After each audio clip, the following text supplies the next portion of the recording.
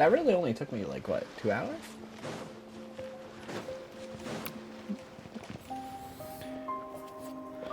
Oh, do you think the others are making good progress? Hope it's all going smoothly. Oh, hey look! They made it back as well! Flint's! Llama! How did it all go? All is well, thank you. Nefer and Yehoda had to stay at the curatorium to wrap things up, so they won't be joining us for now. I ran into Miss Anefa and Miss Aino on the way back. Their work is still in progress, so I suspect they won't be back for a while either. You seem rather cheerful today, Mr. Flint's. I certainly am. I achieved what I set out to do and came away with more than I bargained for. Fighting alone can get quite tedious, but I had the good fortune to run into a pair of brave young warriors. We meet again. Albedo! The goat! Albedo! What are you doing here? It's been a long time. I'm guessing you're here to see Varka. That would be a natural assumption to make. It's also the correct one. These two courageously lent me a hand while I was fighting the wild hunt. There he is! When they told me they were Sir Varka's colleagues, it all made sense. And given how people of outstanding talent tend to cross paths, it's no wonder you're already acquainted. So, who's your travel buddy, Albedo? Why don't you come and introduce yourself? Yo, he is a tail.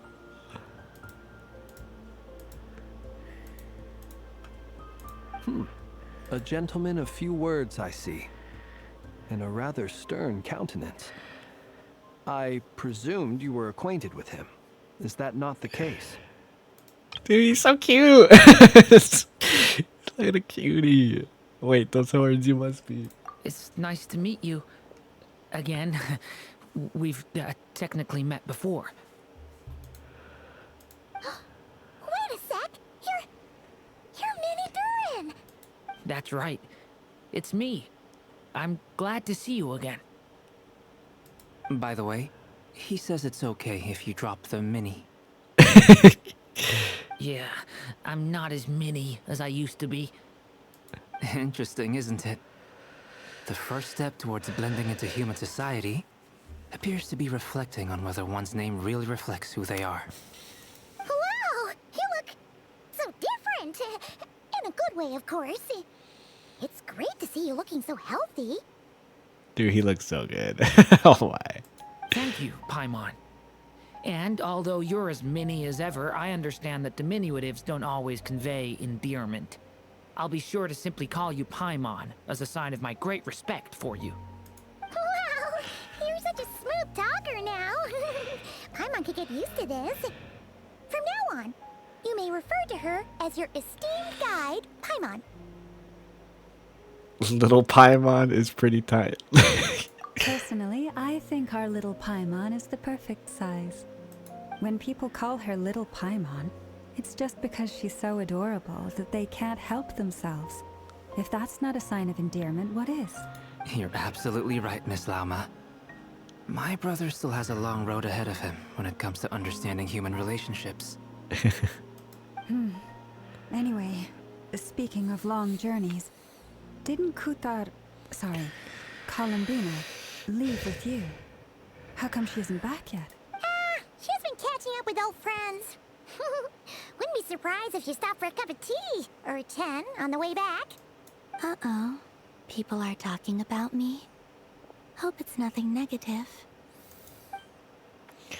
She seems in much better spirits after meeting with her old colleagues. Judging from your expressions, I'm guessing it all went well? It's getting crowded here. I'll go grab some chairs. No need. This is a job for an alchemist. I'll whip some up momentarily. Thank you for your hospitality, ladies and gentlemen, but I was merely escorting my friends back.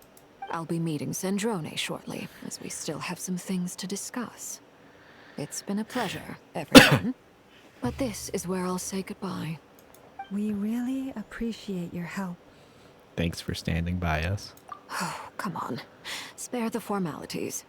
I'm just glad I could help out some true friends. I understand. Well, bye for now, Harlequino. I like how we're acting like we didn't just give her insane moon powers. It's probably a good thing one of us left. Otherwise, we might not fit all these people in. Suck my nuts.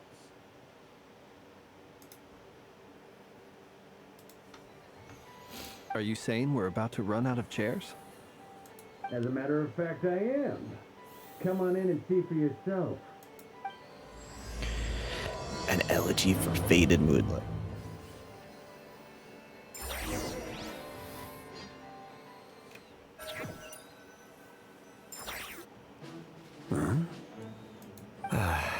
Dane is here. Oh, Dane's in here. I overheard your little chit-chat outside, by the way. With Miss Columbina's colleague gone, we should be back to the original crew plus the other colleagues I brought in. Though, it looks like we have another new face.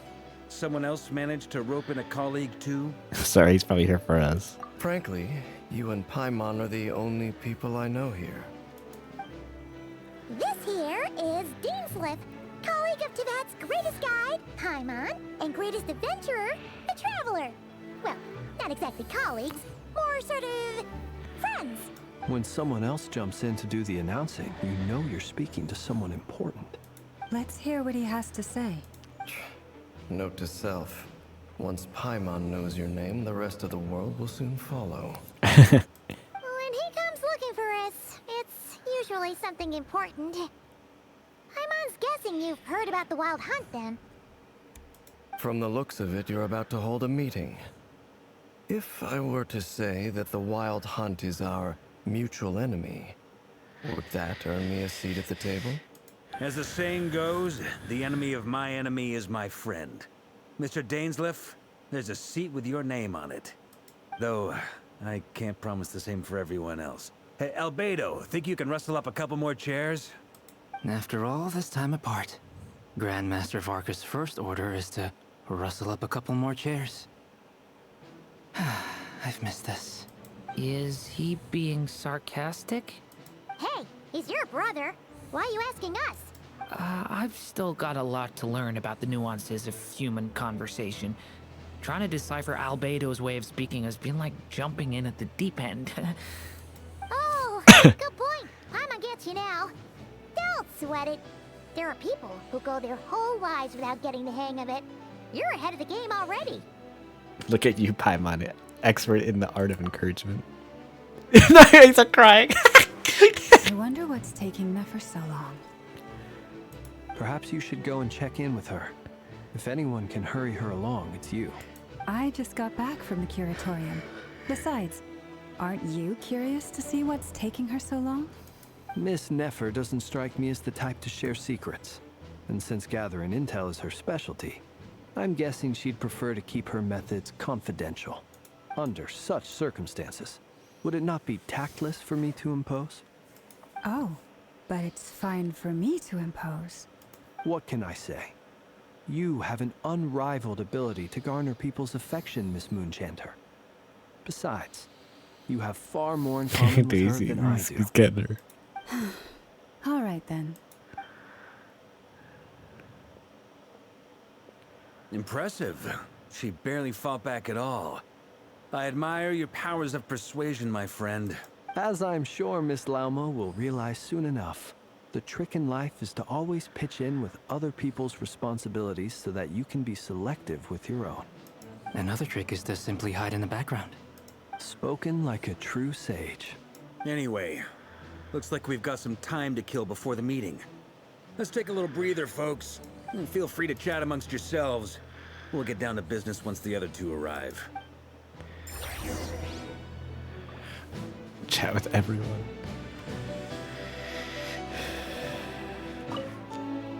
You're both awfully quiet. Why don't I start us off with an icebreaker? Much obliged. Have either of you ever had your portrait painted? If not, I'd be glad to help. That sounds like a lovely idea. You know how to paint, then?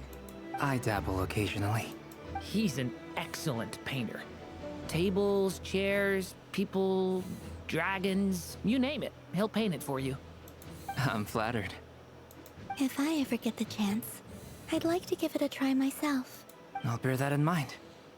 Anyway, how about you, Durin? What sort of portrait would you prefer? Oh, I'd be fine with anything. Whatever style feels best to you. Very well. Then I'll play it by ear. You can replicate any style I want? I can try. If you show me a sample, I'll do my best to match it. Thank you. In that case, I'll dig up some reference material for you.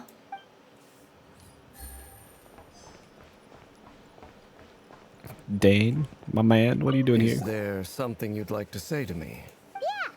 For starters, why'd you just show up here without even giving us a heads up? If you think back to our previous interactions, you may recall that that's hardly out of character for me. Yeah, that's true. You do have a point there. Sorted out your accommodations yet. You'll need to find somewhere to stay the night too, right? Want to tag along with us? You never know. You might get a group discount. Sure, let's do that. Great! Paimon will hit. And in return, we can get Dane's lift to be our very own personal bodyguard. Paimon, you're thinking out loud again. If that's what you had in mind, you should have said so sooner. I'd be happy to help. Oh, okay then. Paimon was only kidding, but good to know. Anyway, since we're all here together, we might as well watch each other's backs. That's just what friends do, right? Indeed. Thank you. Okay, we're not gonna talk about why Dane is like here. Is there some... Yeah. For starters. Okay, that's the same line. You do have a point. Oh yeah. Sure. Great. And in return. If that's what you... Oh, anyway. Indeed. All right. Let's go to the last group. What's this?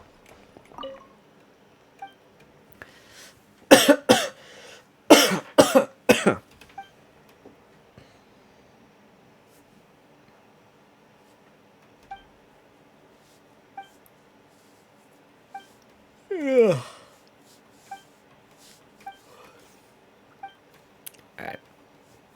Cool. Truth be told, I can't remember the last time I was in a meeting with so many people. You're not alone there, my friend. The Lightkeepers also struggle to bring everyone together for a serious discussion. I don't doubt that. I've only ever met two Ratniki, one being you, and the other being that young guy, Itlua. Itlua is a good apple. I'll give him that. He's kind, honest, and regularly delivers supplies to my lighthouse. A true Ratnik to the core. In that sense, he puts me to shame. So you're what? A fake Ratnik? That's what it sounds like you're saying. But I get the feeling that's not quite what you meant. Come on, why the awkward silence? Sorry. I'm not even gonna bother trying to hide it. You've known all along, haven't you, my friend? Now that was an awkward silence. Let's just keep this between ourselves. Probably best if Itlua doesn't know, huh? That goes without saying. Gotta be careful what you share with youngsters, after all. Anyone else in the know? Let me guess. The Traveler and Paimon? It's dangerous being too sharp for one's own good, you know. Then, in the name of the Animo Archon Barbados himself, I swear, your secret's safe with me. When we went for drinks, you said that you and Barbados were practically best buds. In the light of that claim, do you really expect me to take your oath seriously? Of course. Just as long as you don't go spreading around the fact that I'm close with Barbados, all right? Fair enough, then. Nothing like a bit of mutual leverage to seal the bonds of friendship. True that, true that.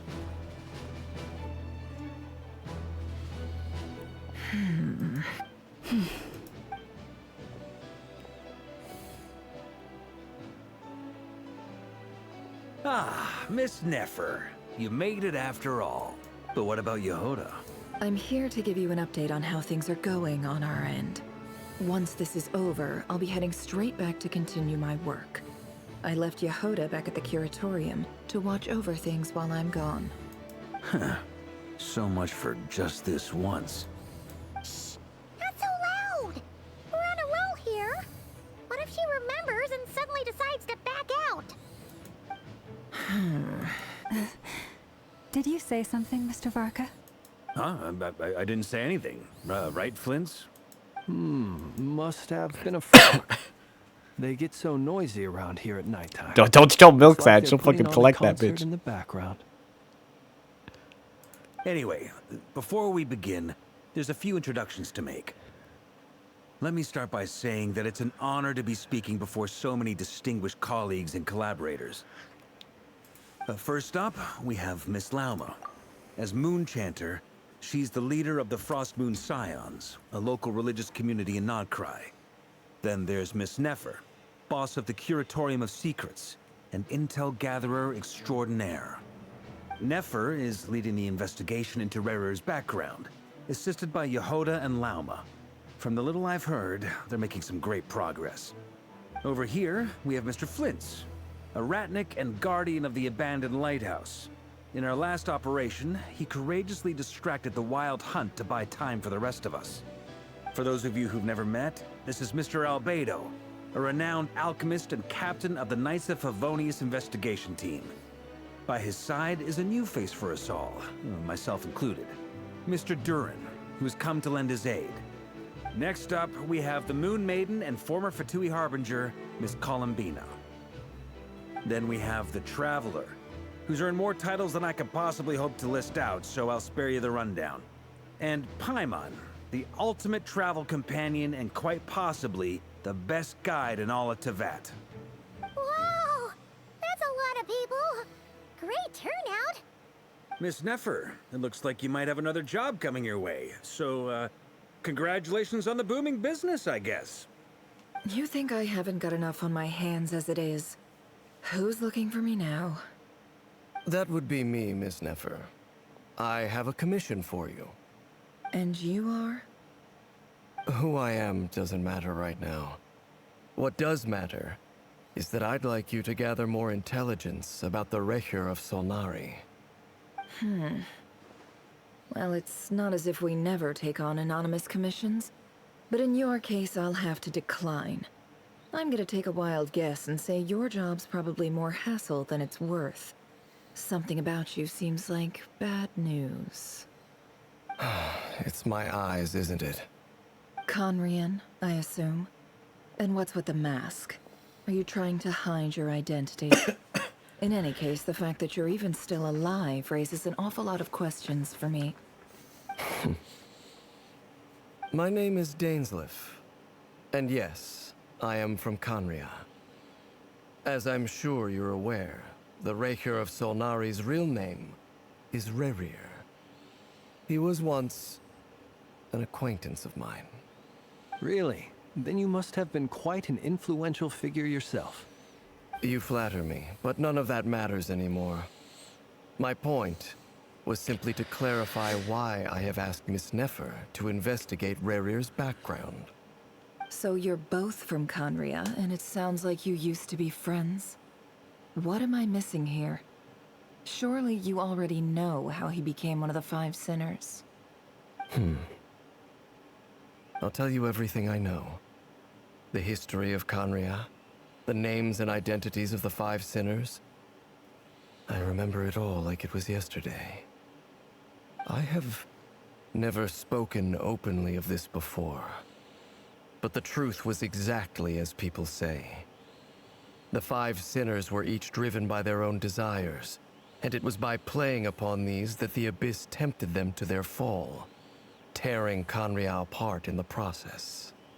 The visionary, Vedafinir, who wished to foretell the future.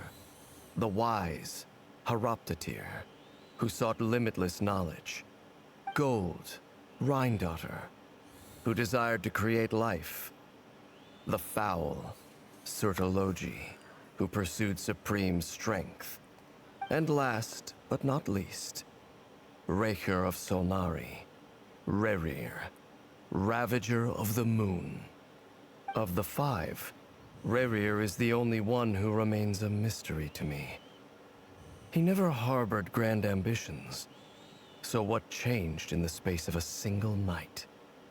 How did he come to fall like the others? In other words, you're saying that his change came as a shock to you, and you have no idea what actually happened? That's right. You mentioned how the Abyss tempted them, which led to their fall. But what did that look like in practice? And what other context can you give me about the events of that time? The more detail you can give me, the better. Strangely, now that it comes to it, I hardly know where to begin. The fateful night took place during the era of the Eclipse Dynasty. One day, my elder brother, the visionary, Vedifenir, was summoned to the palace by the Vinster King, only for the king to gouge out his eyes and cast him into the dungeons. When I came to hear of this, my fury knew no bounds. I gathered together every ally I thought I had, and together, we set a night to storm the palace and free Ved. Centuries on, the memories of that night still haunt me, like a never-ending nightmare. We broke through the palace gates, just like we had planned, each striking towards our separate targets. But then, I was betrayed. Even Vedifenir, the very person I had come to rescue, abandoned me and partook of the Abyss's power. So, it's personal after all. Then tell me, Mr. Dainsleif, what price are you willing to pay? You, of all people, must know that nothing comes for free. I cannot say what price would be worthy of such a commission. But know this. Rerir was not always a madman. Believe it or not, there was a time when he was just an ordinary man, working for the Conrian Intelligence Service. Uncovering the truth of Rerir's past is the only way to unravel this mystery. But before you decide if you will accept my commission, I will tell you more about him. Enough, I hope, to help you plan your next move.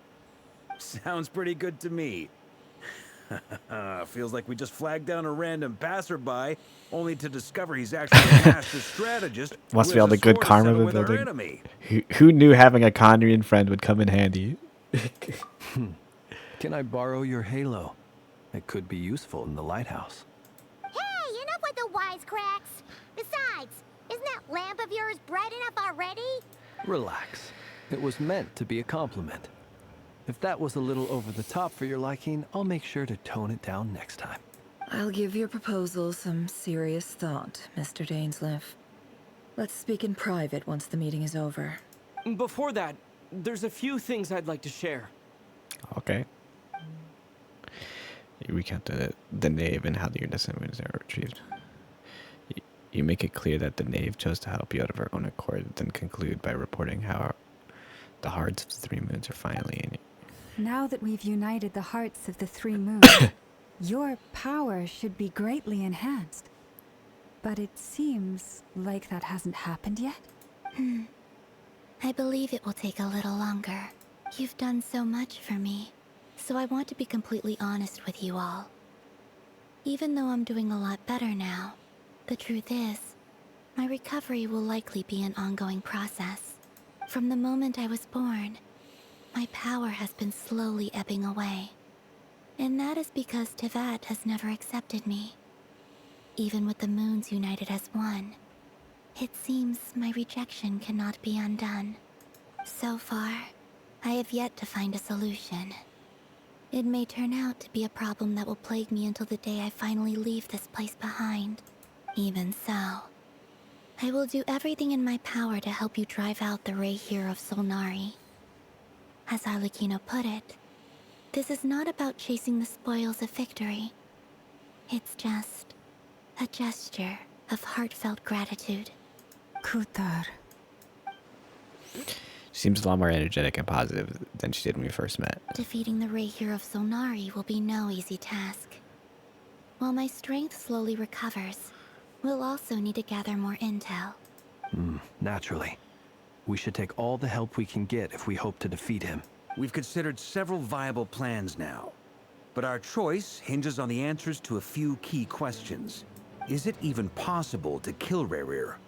What experiences shaped the person or monster he became? And what's he really after? given Albedo's expertise in alchemy, I think we should leave him to try and answer the first of these questions. Understood. As for the other two, I'm afraid we'll have to count on you again, Miss Nefer. Believe me when I say it's not my wish to burden you. But right now, relying on your skills is our only option. So you're placing all your hopes on me, huh? We can't thank you enough for agreeing to help us. Honestly, I can hardly believe how lucky we are. You sure have a talent for changing your tune, Miss Moonchanter. Timid like Yehoda one moment, then flinches insincere flattery the next. Insincere flattery? Ladies, please. I must object to your portrayal of me. That's all. Feel free to keep bickering. Just pretend I'm not here. I almost don't want to leave this room. I'm curious to see how this plays out. I have faith in you, Miss Nefer. Something tells me you'll stand by us until the very end. Oh? And what makes you so sure of that? What if I suddenly decide that my compensation is insufficient? This isn't about the money. I can sense that you've got a deep-seated distaste for Rerir. And knowing you, that alone is motive enough. Look at them getting along so well. Like two peas in a pod. And I'm the one they accuse of insincere flattery. There is no justice. Miss Lauma, you have to understand something. Unlike you, I don't actually enjoy having everyone's hopes on my shoulders. Is that right? Well, maybe the fact that I'm willing to put my hopes in other people says more about me than you. But the fact is, I also trust you. And that's because I know that you're someone we can count on. Anyway, we've got our plan, so let's get moving. Mr. Dainsleif, let's talk. And Traveler, once we're finished, if you've nothing else planned, I'd like you to come with me. This whole experience is teaching me a lot. For instance, I now know that when other issues come up in the future, I'll have far more luck getting Lauma to convince Miss Nefer than trying to do it myself. Hate to say it, friend, but that's one of the funniest things I've heard in a while. Why? You think I've got it wrong? Quite the opposite. But what makes it so hilarious is how long it's taken you to realize. Nefer and Dainsleif converse intently for quite some time. From the gravity of their expressions, you can tell how heavily the next stage of the plan weighs upon both of them. After a short chat, Albedo and Durin head off with Varka on what they can describe as sample finding mission. Lama steps out for a while and then comes back loaded with an emergency medicine. She tells you that while people rarely expect to get hurt, it's her duty to be ready when they do. You and Paimon wait patiently for Nefer, content to see everyone working together. Once Nefer's finished, you follow her and Lama back to the curatorium.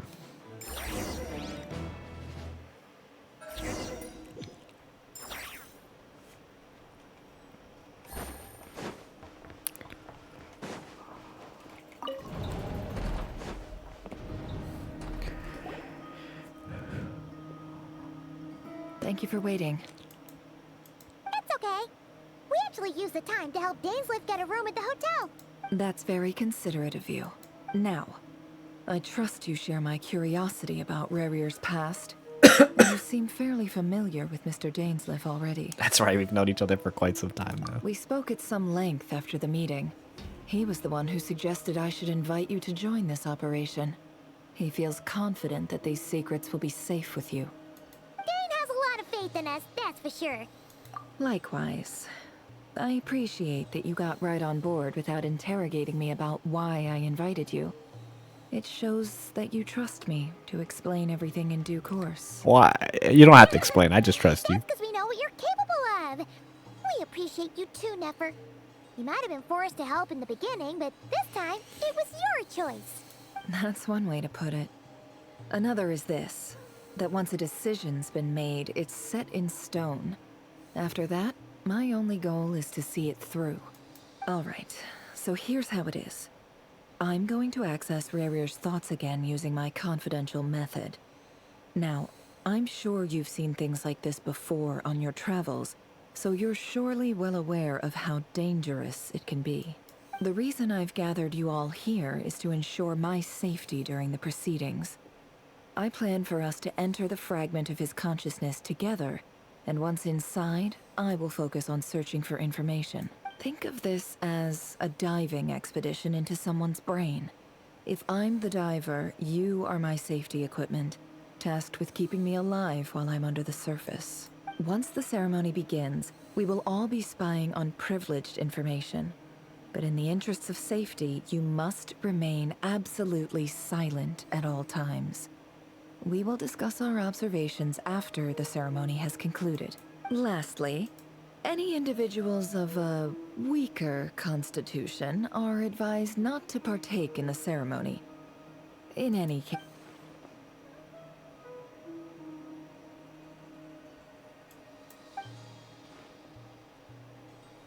Well, good luck, everyone. Sounds like all Paimon can do is crush. There's a little more to it than that. I was being serious when I said you have a job to do.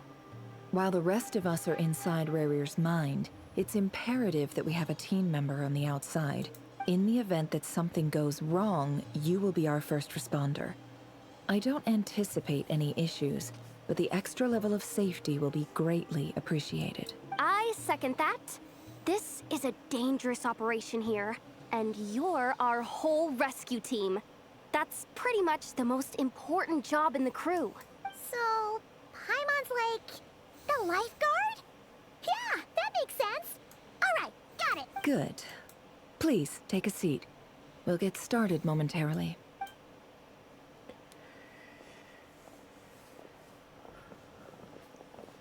So, did Mr. Dainsliff tell you anything else? He told me that he believes Rerir kept some big secrets in his life. He's not sure that they were the cause of his eventual downfall, but he's asked me to uncover what those secrets were all the same. But surely you're not planning to go through with this, no matter the cost. If you think that, you'd be overestimating me. I'm a businesswoman, not a mercenary. But I do have my own professional reasons for taking this job. You think I'd turn down the opportunity to get a first-hand glimpse into Conrian history? No chance. Well, as long as you don't let morbid curiosity get in the way of safety concerns, we're good. We'll do whatever we can to help you. You're such a killjoy.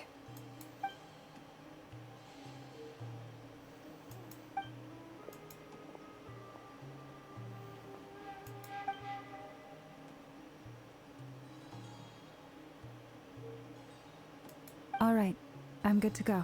All set over here too. I'm ready as well. Paimon, you'll be extra careful. Pinky promise, Paimon. All right.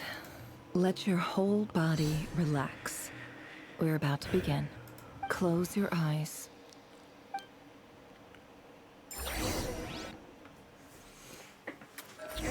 More juice gossip. Phew. Could this be his office? Pretty standard setup. Bookshelves, paperwork, files. According to Dainsliff, Rerir used to be an intelligence operative. Chances are there's plenty of top secret intel stashed away in this room. Is this where you keep your secrets, Rerir? Can't say I'm not looking forward to this.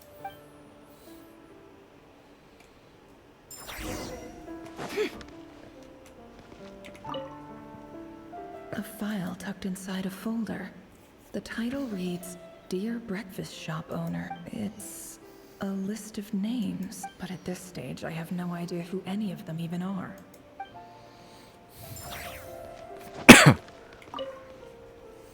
Wonder what kind of encryption technique this is. Seems like it has to be inserted into that camouflage device nearby. Aha! It's an audio recording. Please, hear me out. I can't shake this feeling that someone's been spying on our house. No, I'm not being paranoid. It's true. I saw someone dressed in all black. It was a couple of days back, but that was on another street, not near my house. I swear, I know what I saw.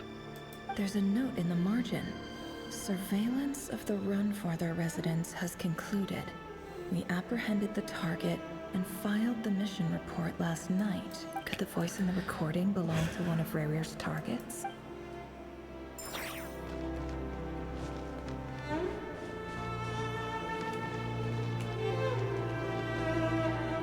He looks even gloomier than last time. I wonder what's changed.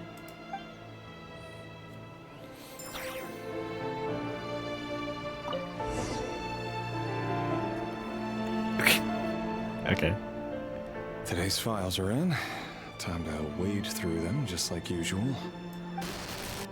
Male, 51. Occupation, cook. Confirmed Crimson Moon descendant. Has maintained frequent contact with other descendants over the past year. Poses a threat to the dynasty. Neutralized.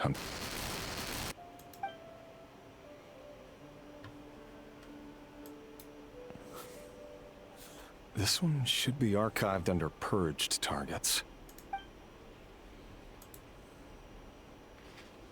Female, 23. Occupation, office clerk. Confirmed Crimson Moon descendant. Has maintained frequent contact with other descendants over the past year. Poses a threat to the dynasty. Neutralized. Another one for purged targets. Sounds like she was that other man's daughter. Never mind. What's it got to do with me?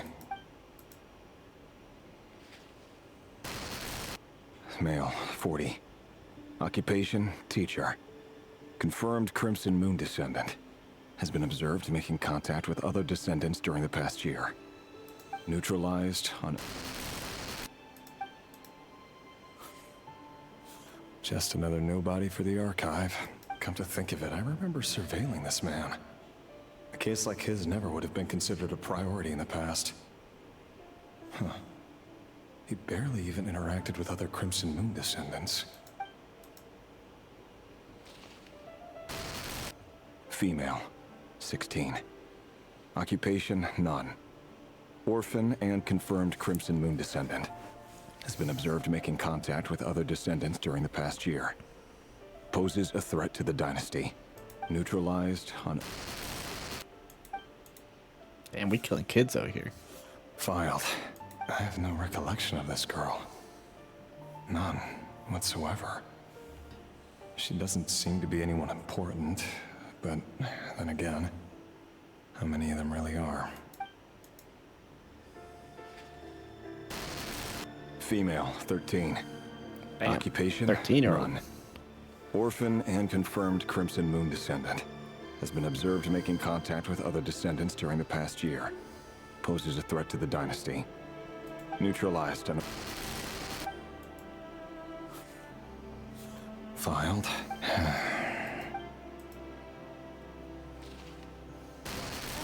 Male, 11. Occupation, none. Orphan and confirmed Crimson Moon descendant. Has not been observed making any contact with other descendants during the past year. Poses a threat to the dynasty. Neutralized on...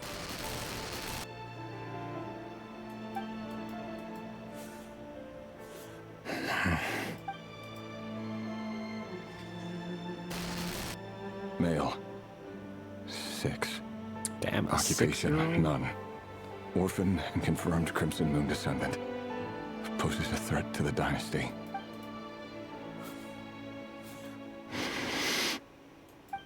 It's funny, isn't it? Your job is becoming both harder and easier at the same time, depending on how you look at it. Sooner or later, the Crimson Moon descendants will be completely wiped out.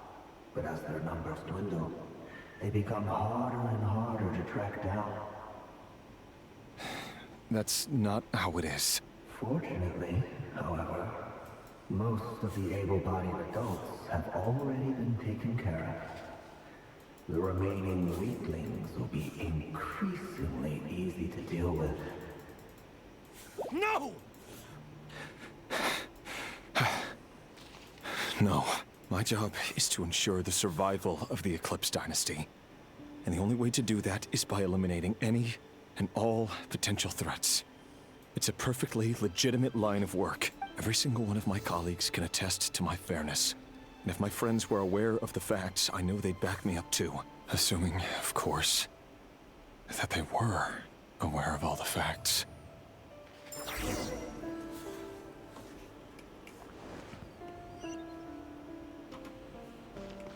That's crazy, dude. This dude had to kill like 6-year-olds. No wonder he's fucking insane. Mr. Vedifalnir, it's been quite some time since we last met. Rerir, I trust you're here because you have something important to discuss. Forgive me. I wasn't tuning out, it's just, I noticed you didn't even phrase that as a question. As if you knew I was coming. Tell me, does someone in your position ever feel the need to ask questions at all? It is indeed within my power to foresee certain things. Things like your arrival. I was just thinking, it won't be long before I'll be inviting both you and Dane to my wedding. That isn't a lie, but nor is it a fact as such. It's a wish, isn't it? No fooling a prophet. Ever since that day we met for drinks, I knew it was only a matter of time before you came looking for me. Does it feel good? Knowing how the future will unfold. I'm afraid the notions of good and bad fail to capture the complexity of what such a power entails. Once you've seen what will come to pass, it can be all too easy to succumb to fear and melancholy. Unless, of course, you learn to abandon these feelings. You fear my silence, and long to hear the words I left unspoken that day. That's right. You must have noticed my reluctance to broach the subject. And the reason is simple. Because the truth could never have lived up to your hopes. For both our sakes, such words are better left unsaid. The burden of prophecy was never meant for your shoulders. So who exactly do you deem worthy to hear your prophecies? None but our exalted king? Or rather, our king as he once was. You're closer to his majesty than I am. You must know better than anyone how much he's changed. You say that as though it is to my benefit. Yet precisely because of that, I dare not speak rashly. A king can turn out to be the most virtuous of rulers, or a tyrant more terrible than the most vicious of dragons. You are so wise and far-sighted, yet still you would have me live in fear of the unknown? You make a fair point. Especially given my silence alone was all it took to send you spiraling downwards. Very well then. Let me offer you some advice. And I say this not as a prophet or a visionary, but simply as the brother of your friend. For many reasons, there is very little chance of your marriage ending in happiness. If happiness is what you seek, you should find another fiancé.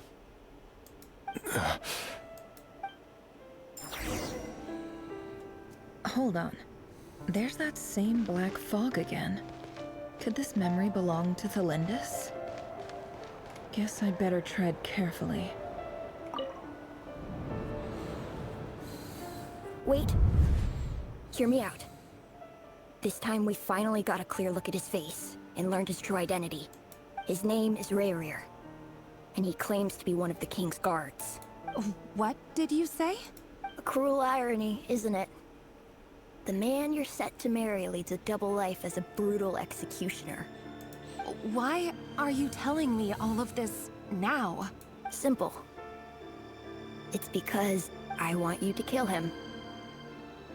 You are the only person he would never suspect. No, absolutely not. I would never dream of doing such a despicable thing. So you'll just stand by and watch him slaughter us to the last? Do not forget that the blood of the Crimson Moon flows in your veins too. The blood of the Crimson Moon? What does that matter now? The dynasty has long been dead and gone. You think that alone is reason enough for me to throw away everything I have? Why wouldn't it be? You two were once a child of the Crimson Moon, just like me.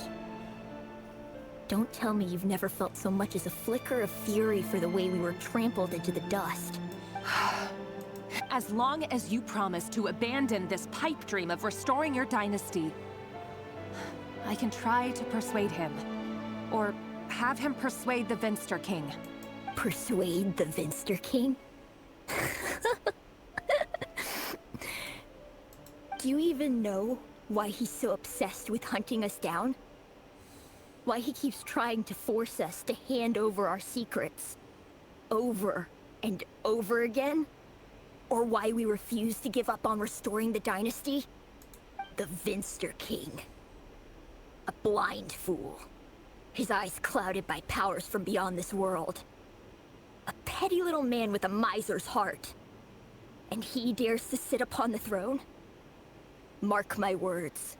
Sooner or later, Conria will fall. And it will be his doing. If you can't bring yourself to do it, so be it.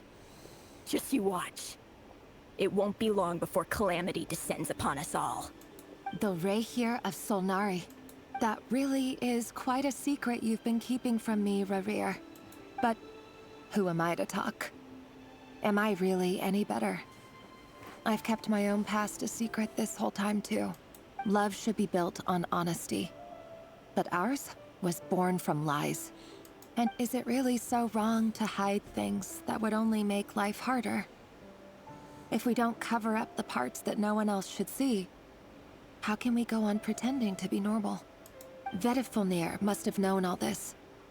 And that's why he made his prophecy. In the end, nothing stays hidden forever. But I won't just sit by and watch this disaster unfold. I'll do everything in my power to protect what I cannot afford to lose, no matter who I have to face.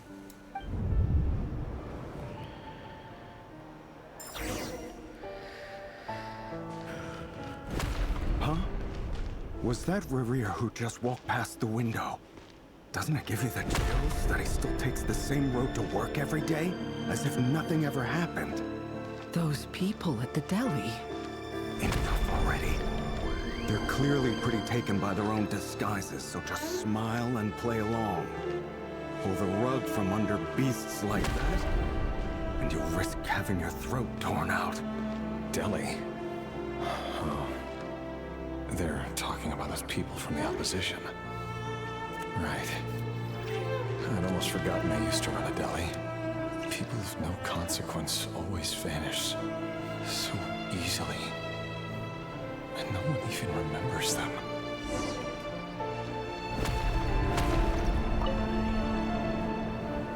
But surely you can see he's not the man he pretends to be. So many have died already, and they say that the king's madness grows with each passing day. We're not going to survive this, are we? But why does it have to be this way? Do we really deserve to die just because of the blood that runs through our veins? Felindis, are you even listening? Sorry, Freether. My mind was off wandering. I heard you, though. You're talking about what Rerir said. He's just following the king's orders. He's a secret agent, and it's his job to hunt down rebels and dissidents.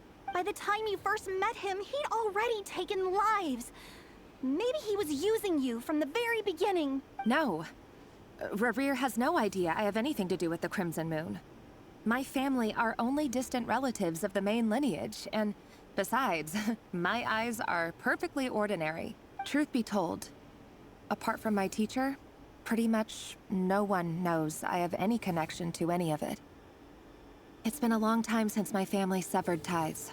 But as Orlog said, who could possibly talk sense into that raving lunatic of a king? No one. I'll work something out. Trust me, I'm with you all. But for now, you need to keep yourselves hidden. Don't let anyone find you, anyone at all. Don't forget that Rerir is an Eclipse operative. You need to be extra careful when he's around. And when I am too. For now, don't come looking for me. And if anything happens to me, just act like we've never met. If even you can't escape this, what hope do the rest of us have? But after all this time together, Surely he wouldn't lay a hand on you. I won't speak in his defense, nor can I give you a clear answer to that question. But I'll do everything I can to put an end to this. Here, hold on to this. If an opportunity to escape presents itself, take it. You'll be glad you took some spare change. You call that change? But what about you? I've got a job, and there's still money coming in. But you can't go anywhere right now. Please think about yourself for once.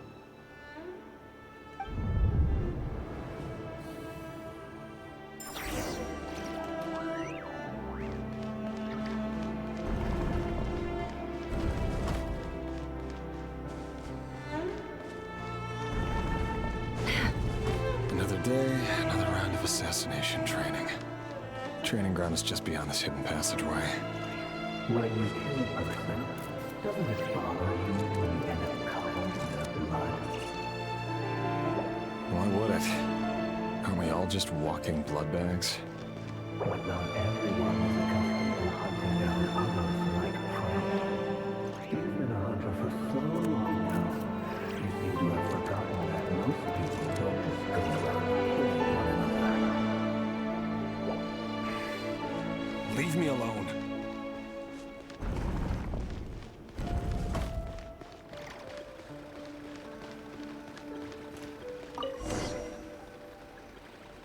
Make sure you have a firm grip on the handle. Then choose your angle well. Keep your movements light and brisk. And the prey won't sense a thing.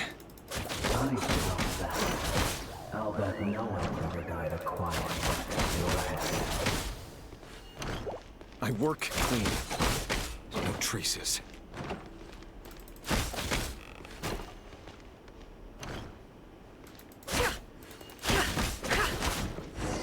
That doesn't make it open and above board, though.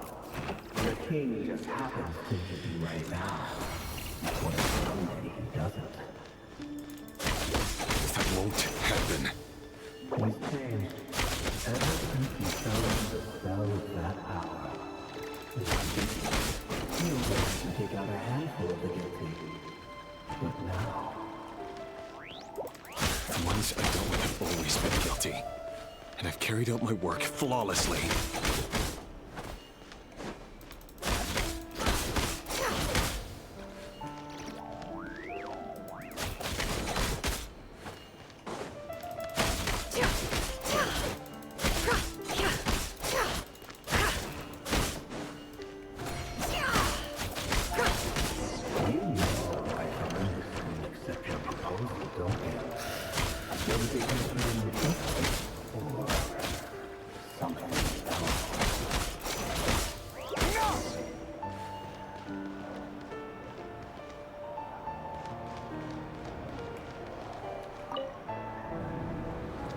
Delindis, do you still remember Orlog?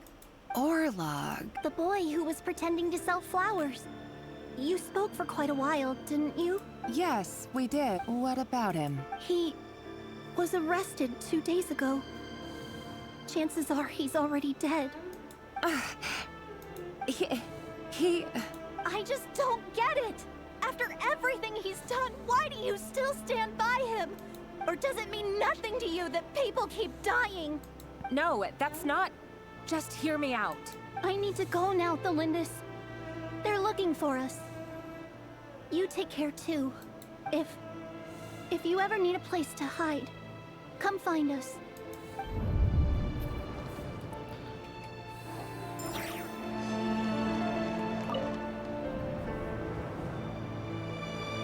Author, Delindis.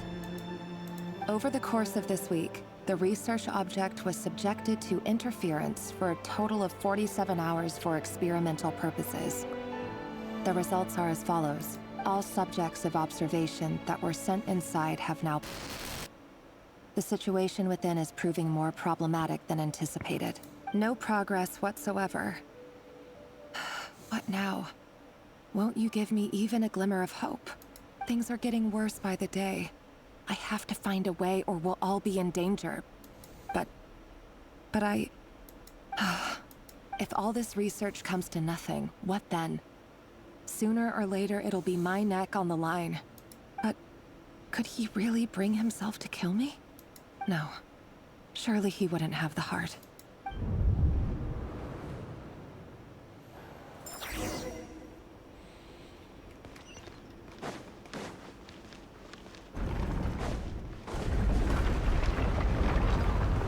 Why won't you just let us go? We don't even know each other. All we want is to live ordinary, peaceful lives. You want to live?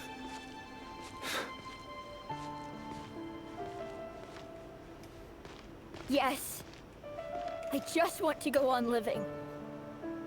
Is that really such an unforgivable crime?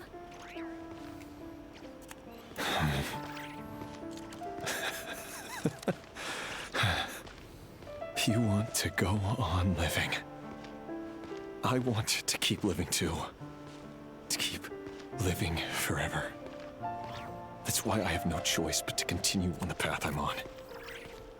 If only some savior would suddenly swoop down and change the way the world is. Too bad that's not going to happen. Imagine that. If there really were such a person, you and I wouldn't be standing here like this, would we?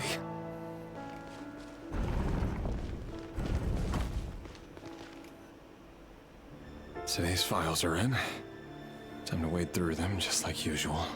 No, I don't get tired of it. It's my job. And not only am I lucky to have it, I'm good at it too.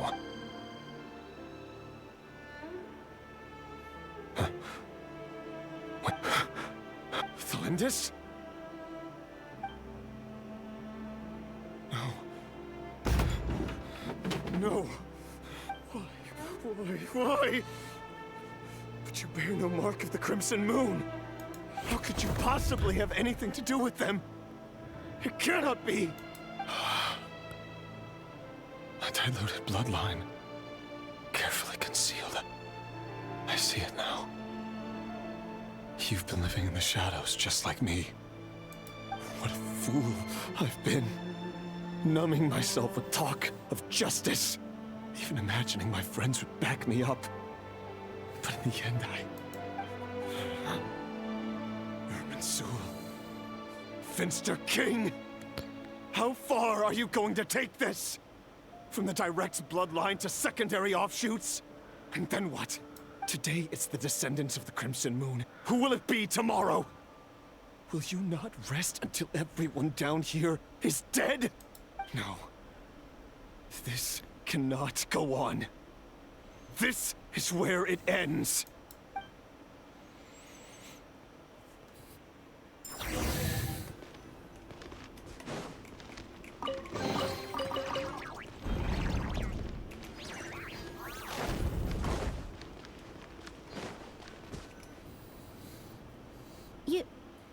You're really letting me go?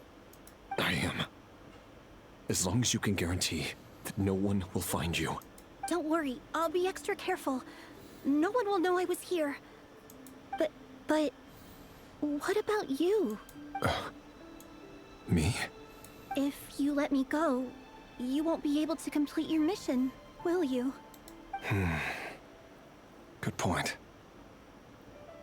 In that case, maybe you should stay. No, please! I just want to see the outside world again. To... Go on living? Yes. I know you're a man of your word. So please, just let me go. If I let you leave, what will become of me? Just kidding. Go, now. But remember, don't let anyone know you were caught. We'll be seeing each other again very soon if you do. Even shadows in the dark must live by a code. But you can't save everyone. You've been whispering in my ear for days now, Vedifalnir. What are you trying to do? Break me down? I only say this because you long for an answer to your problems. Let her go, Rerir. You risk losing everything. I will not abandon the Lindis. Then you'll need a little more vigilance and a lot more power. The world is changing, Rerir. Keep your eyes peeled for your moment of opportunity. That voice used to be so unclear. Now I know exactly whose it is. It's Vedalfnir. He won't tell me how to actually resolve any of this, but he keeps trying to manipulate me like a puppet. Tell me then, what will this moment of opportunity look like? And no answer. He's like a ghost. Always disturbing me when I'm on edge, but never answering when I need him most. So, the Eclipse Dynasty was purging, well, massacring the descendants of the Crimson Moon. And it seems like it was all connected to the Vinster King's research. The King's obsession with abyssal power left the future of Conria hanging in the balance. No wonder every aspect of Rerir's life was so unstable. And it looks like this Thelindis, Rerir's would-be fiancée, herself belonged to a sub-branch of the Crimson Moon Dynasty's descendants. It almost defies belief that a couple like them could hide the truth from each other for so long. If the Vinster King hadn't intervened in such a drastic way, they might have gone on deceiving each other for the rest of their lives. And why does Vedalfnir, Daneslif's older brother, keep talking in Rerir's head? This guy kept more secrets than I ever imagined. The human mind is like a vast desert of shifting sands. When you follow the flow of someone's memories, you only ever see the parts they're willing to let surface. Time for something a bit more creative. We've been inside Rerir's mind this whole time, building up a picture of his psyche. There's already enough clues on the board to start reading between the lines and mapping out the rest. Now, we can finally begin to put the pieces together. Sure, it'll only be a reconstruction, part simulation, part reasoning, but it's usually pretty accurate. Once we've built up a cognitive profile, we just need to cross-check the logic behind his actions. And then we'll be able to take a sneak peek at whatever it is that Rerir has really been hiding.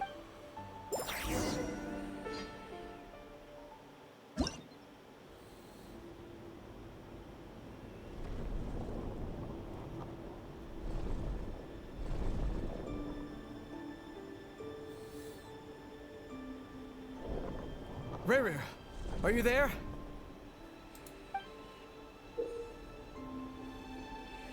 Moving pieces consumes action points. When all your action points are used up, you'll return to the previous save point.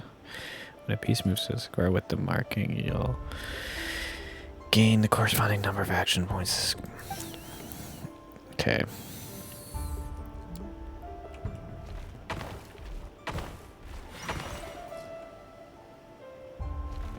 Okay, that's not the fucking button.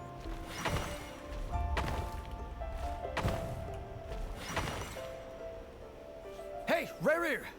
Come out, it's urgent! Dane? What's wrong? Quick, come with me. I'll explain everything once we've met up with the others. Okay. I'll come. But the Lindis is still over at the Universitas. I'll need to leave her a note. All right then, but make it quick. I've never seen Dane so worked up before. Whatever this is, it must be big trouble.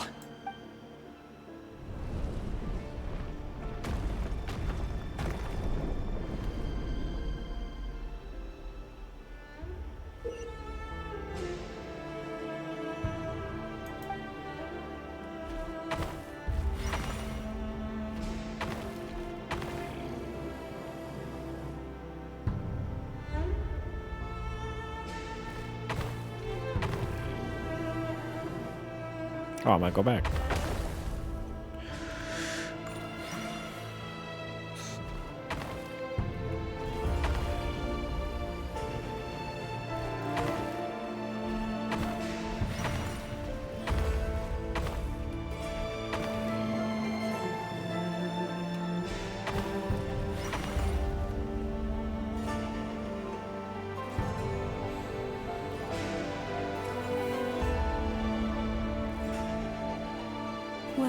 This is a nice change, meeting you all at this hour.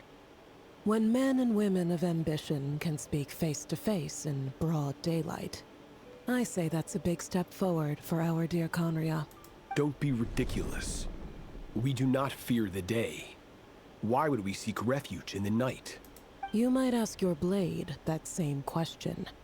I'm told it prefers the cover of darkness. The word on the street is that Sertologi only strikes when he has an unfair advantage.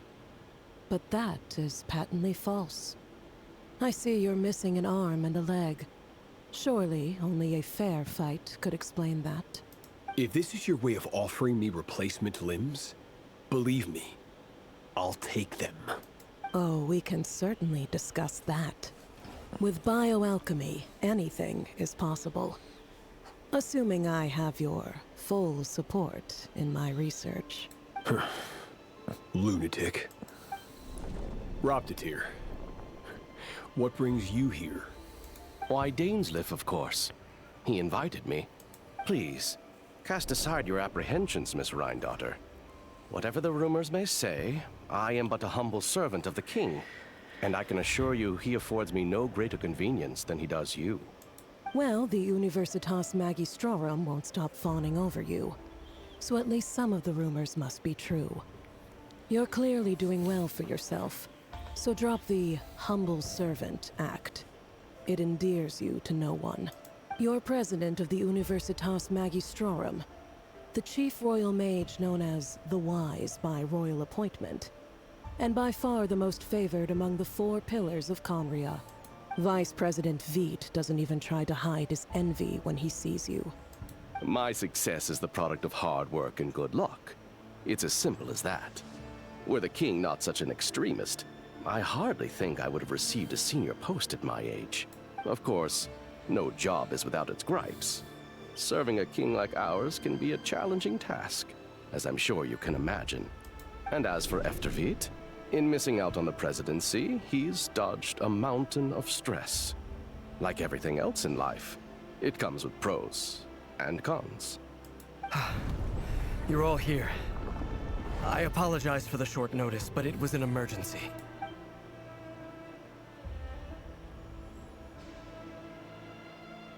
You must be Rerir. Mr. Sertologi. Yes, I handled your case file during your sentencing. Nothing personal, of course. I'm pleasantly surprised that you remember me. You're clearly a person of substance if you've been invited here. But Dainsleif, you'd better have a very good reason for convening this little gathering. It's my brother, Vedofenir. After he spoke at the court this morning, the king was so infuriated by his words that he had him blinded in both eyes and thrown in prison.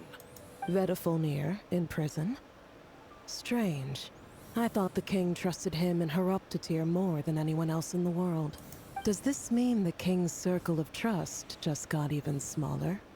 It has nothing to do with trust. It's about what the king wants, which is as clear as day to anyone paying attention. I simply appease him, because it's in the best interests of the Universitas Magistrorum. And also because you're slimy. Vedofenir, perhaps less so. But still, a visionless visionary? It rather inclines me to think that qualifications are not what get you ahead in Conria. Do you honestly think this is an important discussion to be having right now? Dane, what are you planning to do? Rescue Vedofenir, I assume. Correct. It will mean storming the palace by force. Tonight. I need all of you on my side. That's far too dangerous. And don't forget, Dainsleif, you're captain of the Royal Guard. You swore an oath to the throne. You've been planning this for a while, haven't you? I have no desire to commit treason. But whatever critique the king may have of Vedofenir, disfiguring your most loyal subject for putting the best interests of his court and nation first, this is not the conduct of a wise ruler. My blade will force the king to see the error of his ways. So, Vedofenir's prophecy enraged the king. I'm sure it wasn't what he wanted to hear, but if he won't take counsel even from the visionary, that is deeply troubling news. The extent of His Majesty's madness is now all too clear. The question is, how does a man like me get out of this situation unscathed? You have noble ambitions, Dane. But I'm afraid they don't do much for a guy like me. I'm not interested in saving the world. All I want is a letter of pardon. A letter of pardon? For whom? Thelindis? The chances of the Vinster King issuing a pardon for anyone connected to the Crimson Moon seem vanishingly slim.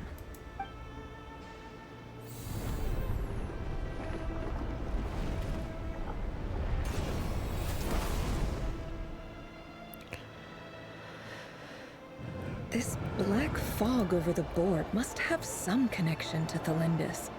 But why is it taking this form? Does it have something to do with Rerir's past? Another mystery I'll need to unravel.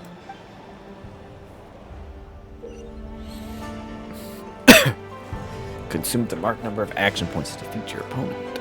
Your pieces will only attack with 2 more action points. Then, okay. So right now I can fuck this dude up. But then I have to go back.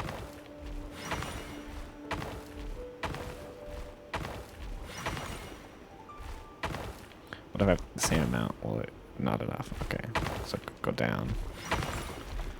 Then fuck this bitch up. Well, then die. And fuck the other bitch up.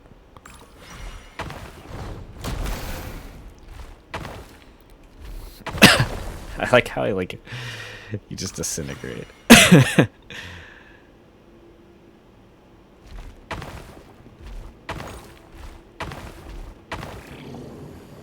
I used more skill points than I thought it was gonna use. Okay, so that's a decoy slide.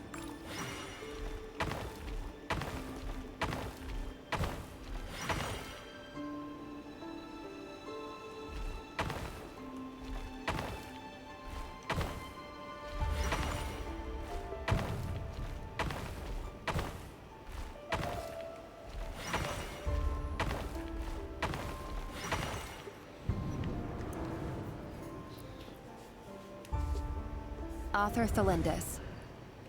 Over the course of this week, the research object was subjected to interference for a total of 60 hours for experimental purposes.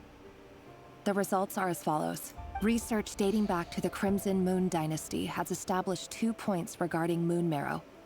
Firstly, its origins have something to do with a god's power. Secondly, it serves as a portal to an as-yet indeterminate location. Moon marrow can thus be defined as a spatial gateway. However, there are a number of hurdles to overcome before we can answer the question of where it leads to.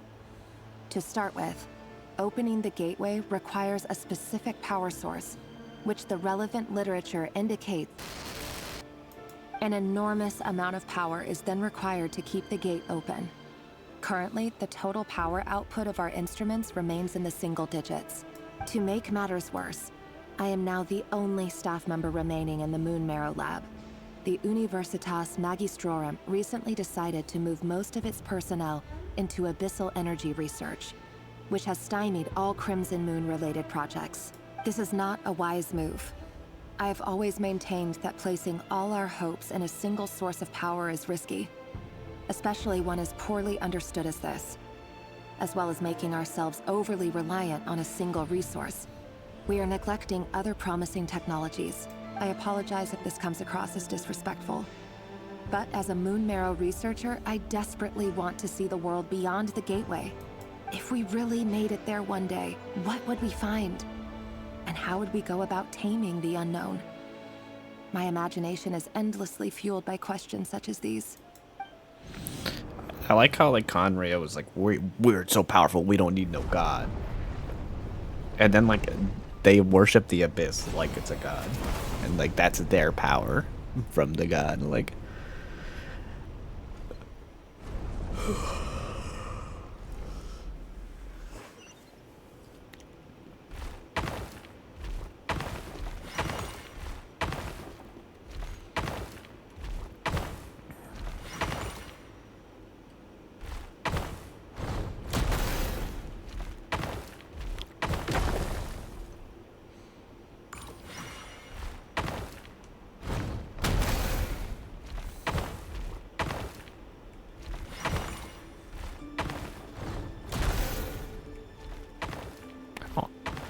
I don't like how this thing forces you to go forward after you kill someone.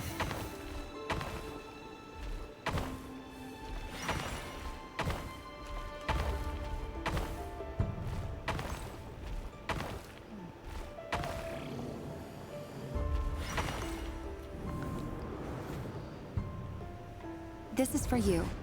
I heard you're gonna leave the city with your parents. The Lindis. Did you hear about what happened? I've heard nothing. Rerir got back very late last Friday, and he was acting a little unusual, but he slept pretty well, so I'm guessing whatever he did was a good deed. You never saw him, and I don't know what he did. And this conversation never happened. You understand? What if he finds out that you pried into his secrets? Don't be silly. I don't know what secrets he does or doesn't have. All I know is he's just a normal guy who happens to run some errands for the king. Are you scared of him? I don't know. The Rerir I know doesn't match the person you all describe. Logically, I should be scared of him. And yet, I don't want to lose him. But enough about that. You should get going, and be careful with the package I gave you. Keep it secret. Keep it safe. What's in it? A piece of the moon. All you need to know is that as long as you keep it safe, then in the future, everyone will be able to see a red moon. A red moon? You mean our moon? That's right. Our moon. Promise me you'll look after it. I promise, the Lindis. The Crimson Moon bloodline will never die out. Its light, the color of blood, will become like a fire that flows in our veins, no matter how long it takes. Interesting. So she's like full bloodline now, where before she didn't really care as much.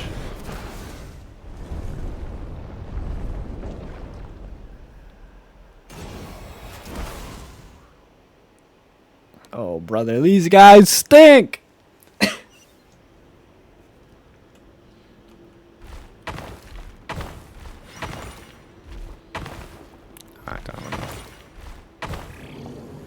I don't have enough to kill this guy either.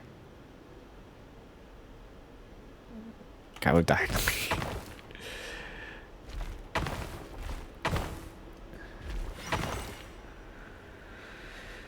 I have 3 moves, or can I move with 3 from here?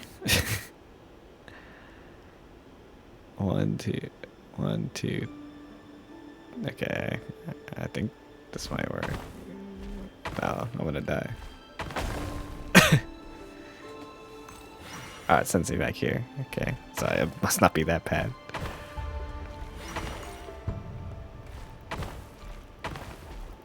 Oh, going to slip and slide, idiot.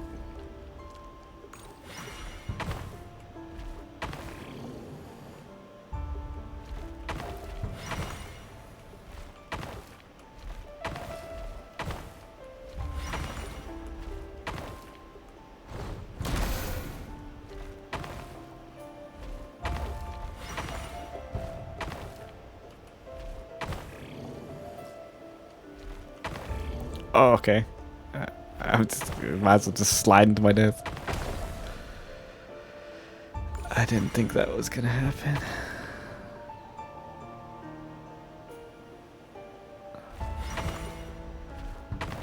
If I go down there, I get 3.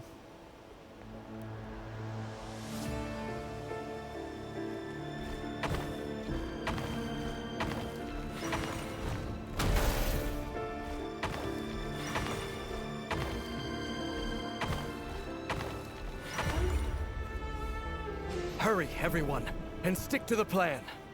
Sir Dainsleif, what are you? Is this treason? You know what happens to those who betray the throne. Please, don't do this! It is the king himself who has betrayed the throne. He has betrayed all of Conria. If you have any love left for justice in your heart, you should join me. It's showtime. Dane and his group will handle the troops in the palace. Then Hraptatir and Rheindater will disarm the security measures. My job is to enter the prison and rescue Vedifalnir. Stay safe. Wish me luck. Look after my brother. Draw your blade. It is time for justice to prevail.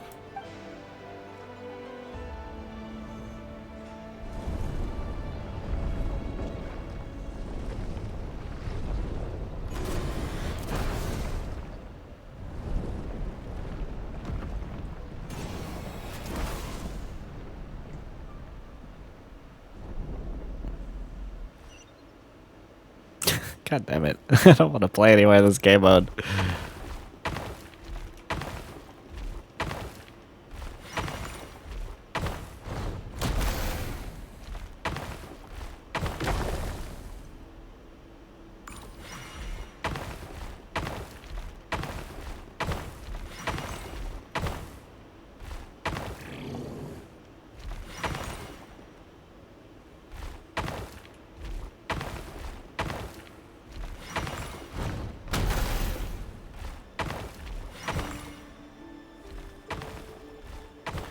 Oh wait, I can slip and slide on this.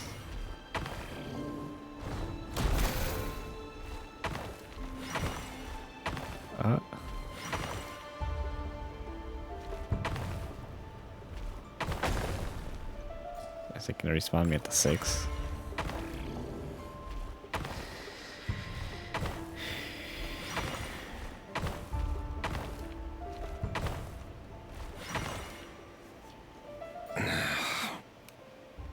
This place is filthy.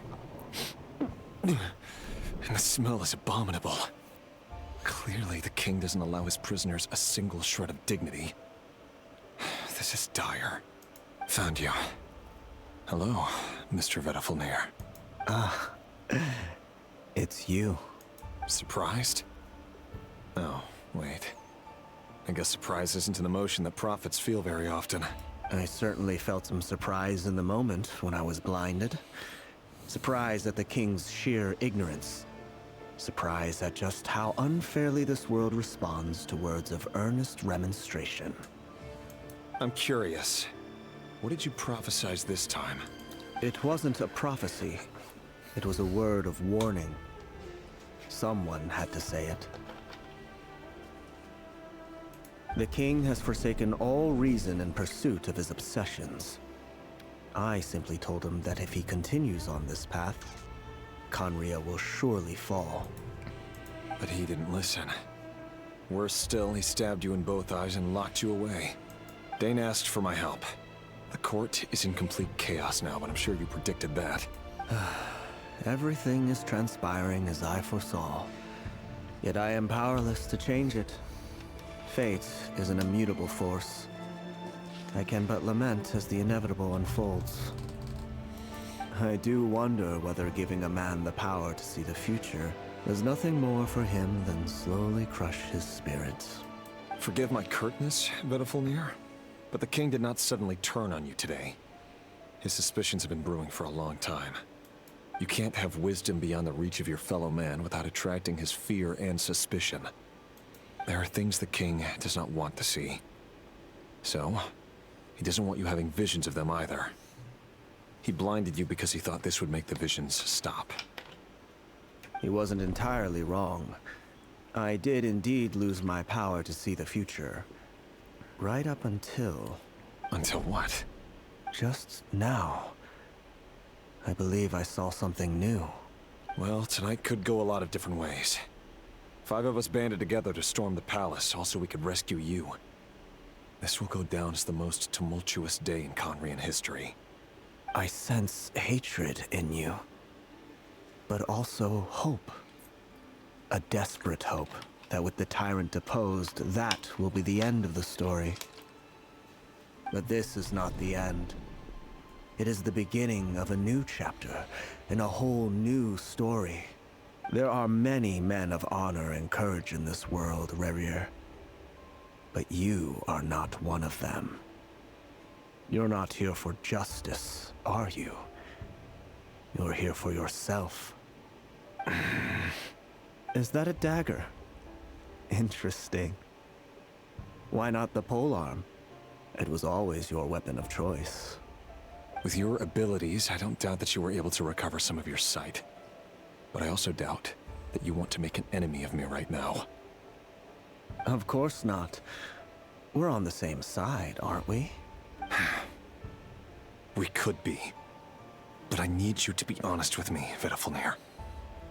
At this point, you're my only hope for the future. You mean your future? With your beloved, Felindus? Yes. And I know there are bigger things at stake here. A dynasty, a nation, maybe the entire world. But forgive me, I care first and foremost about myself. I can't abandon the one I love to save myself. I just can't do it. But you see a broader picture of the future than I. You see the solutions to the biggest problems of our age. So tell me, what is my solution? What's the answer?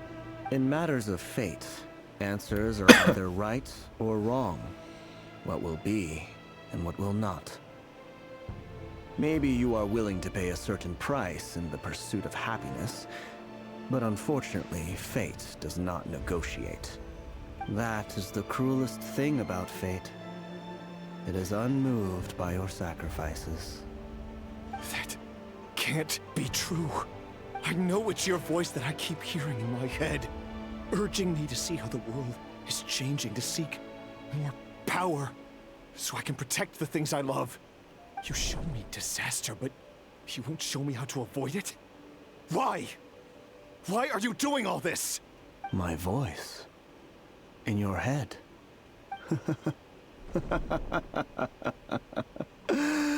So, you hear it too. The voice that steals your mind, gains your trust, and drives you crazy. It turns out that we are not so different, you and I. Vedafilnir just broke into the strangest smile I've ever seen in my life.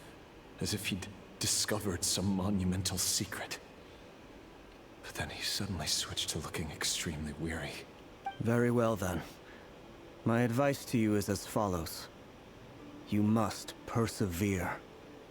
Whatever trials and tribulations you may face, be steadfast in the belief that they are your path to the future.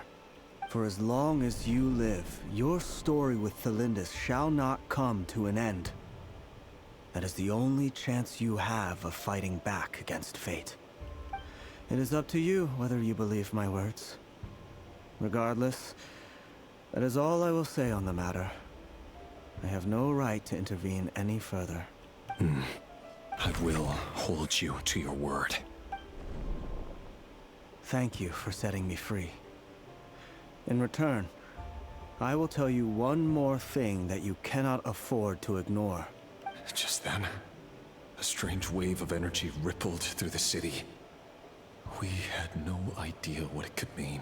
If I were you, I would head to the Universitas Magistrorum. The Universitas?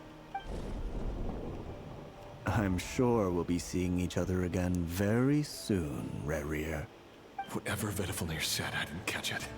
I didn't even help him out of the prison. There was no time to lose.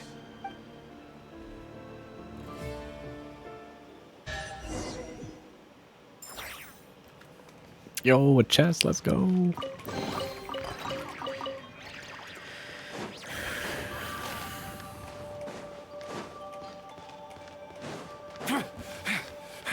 Monsters? Is this Reinhardt's doing? With the Universitas Magistrorum? Out of my way! The Universitas. That reminds me of a rumor I once heard. Allegedly, the king installed secret mechanisms in the palace and around the city. No one knows where they are or what kind of power they hold. But if they were ever gonna activate, it would probably be on a night like tonight. Help! Help! Hold on! Don't let them anywhere near you! Save me! I can't! That sounded like an explosion. So, the rumor is true? The king really went through with it.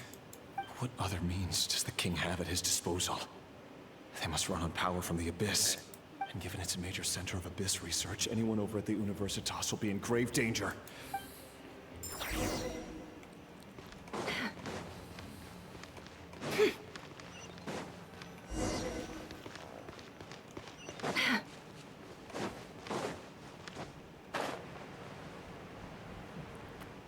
nasty. I got trial Nefer. This Nefer better not be better than mine.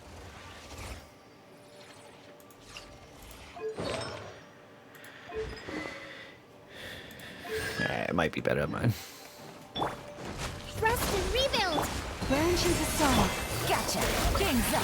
Fun's over. It all adds up. It all falls into place.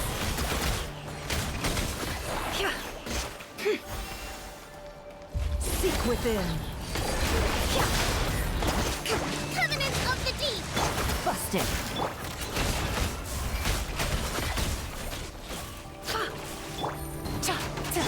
You poor lost. Hold the line! By the frostman of old. Things are about to get dicey. No more lies.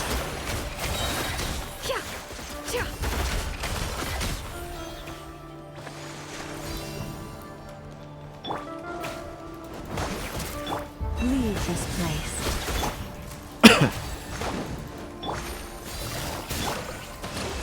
Can't hide the truth.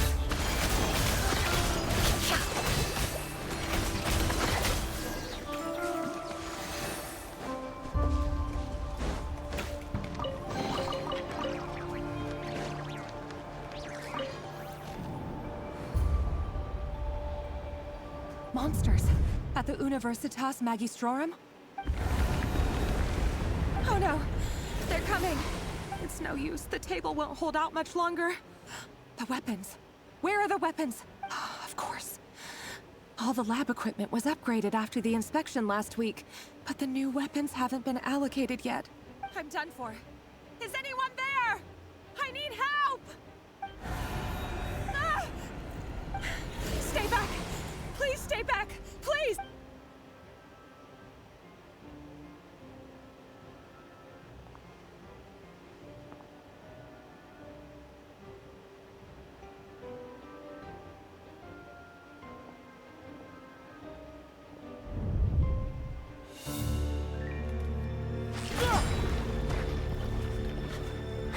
What's that? Rerir! So the rumors about your work are true. What? No! Listen, something happened at the palace tonight. We have to leave! You don't need to lie to me anymore. What do you mean? I know why you're worried, and I will respect the decision you've made. But it's okay, because I found a solution. I know how to end all this. You can have it back. The normal life you so desire. But until then, I'm afraid our wedding will have to wait. Cylindus? No, don't do it! Cylindus! Cylindus!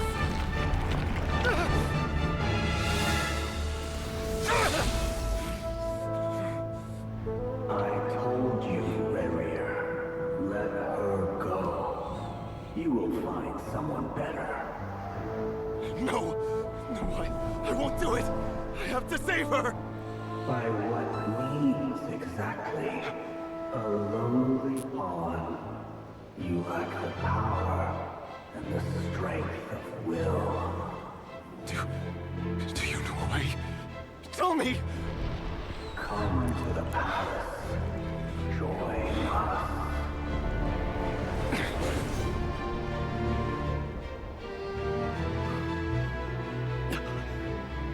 Rerir, thank goodness we... Step forth and take your share. You made it. Not you too.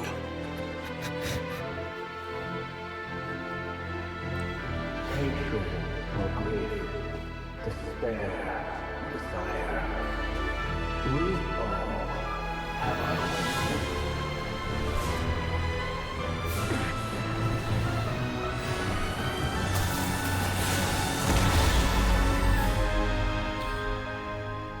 Rerir. Rerir. Cylindus? Were you daydreaming?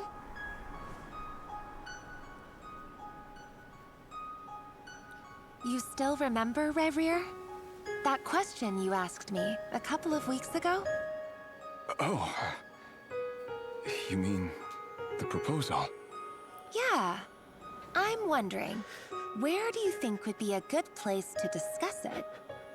Maybe in the garden? Or were you thinking a fancy restaurant? It's your choice.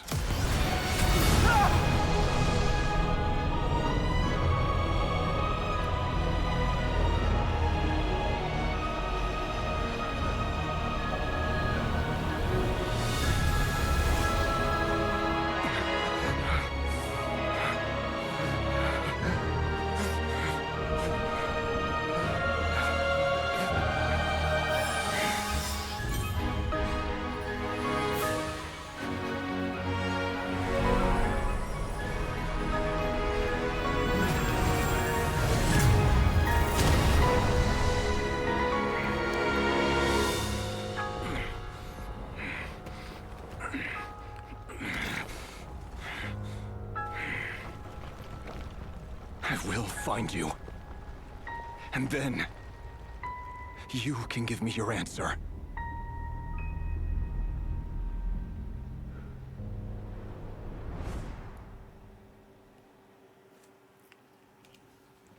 God damn it.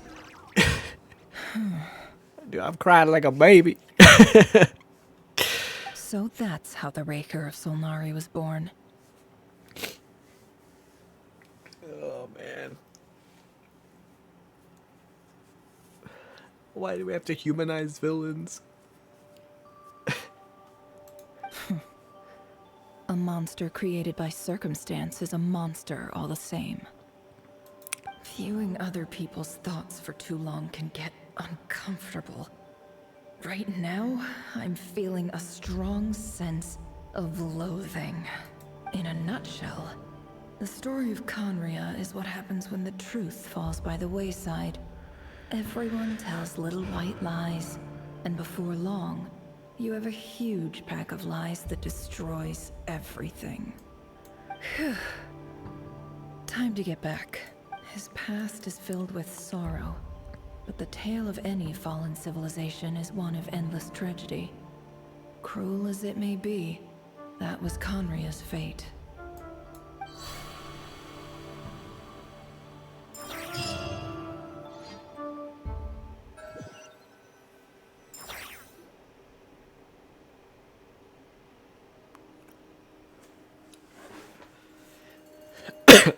Everyone, I'm back. Can I get a standing ovation? Damn right you can. How are you holding up? Feeling okay? She's fine. Boss is a pro. Yes, I'm fine. You will have seen the events of Rerir's life through my thoughts. It's now clear that he is just a regular nobody, driven by personal tragedy, as he said himself. I mostly agree. There's only so much we can know about him from his memories alone, but they did give us a clear glimpse into his life in Conria. However, I would not consider Rerir to be a nobody. He was deeply involved in the events of that era. Yet, when the catastrophe of a generation strikes, nobody is safe. Sounds to me like you're speaking in riddles again. Is this you urging me not to abandon the people of Krai in their hour of need? That's not what I meant. Although I do hope you choose to remain a part of the plan. Without you, the mission ahead will be all but impossible. Then try to remember that I respond better to the carrot than the stick. And I don't appreciate being bossed around. Now, as for you, Missy, you were excellent. You stuck to the rules of the ceremony and kept your mouth shut the entire time. Bravo. Cool. So, can you fill me in on the deets now? Most of what I saw went right over my head. Patience. You'll hear the whole story, don't you worry. But let's meet up with the others first. It will save me narrating it twice. Yehoda? Yes, boss. Let me get that door for ya. That's more like it. For a moment there, I was worried you'd forgotten about the first clause of your employment contract.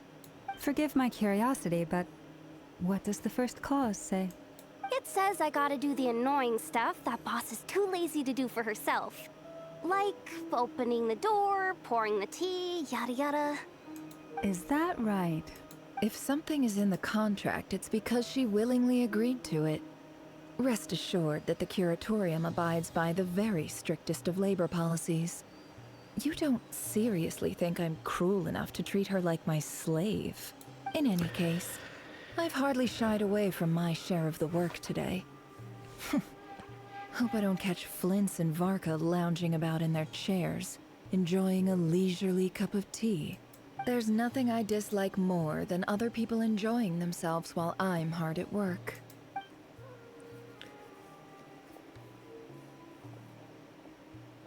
Man, Izzy, who the hell's you? I'm busy. Oh no. I don't like the oh no. Sorry to disturb you, but we seem to have run into some trouble. Evidently so. Don't worry, I'm not about to leave you to fend for yourselves. I'm not that kind of boss. And it would go against the Curatorium's labor policy. I'm sorry. What did you hear me say? I wasn't talking about labor policy. Wait. How long have I been standing here? Not long. You just appeared by the door a moment ago. Boss, what's wrong?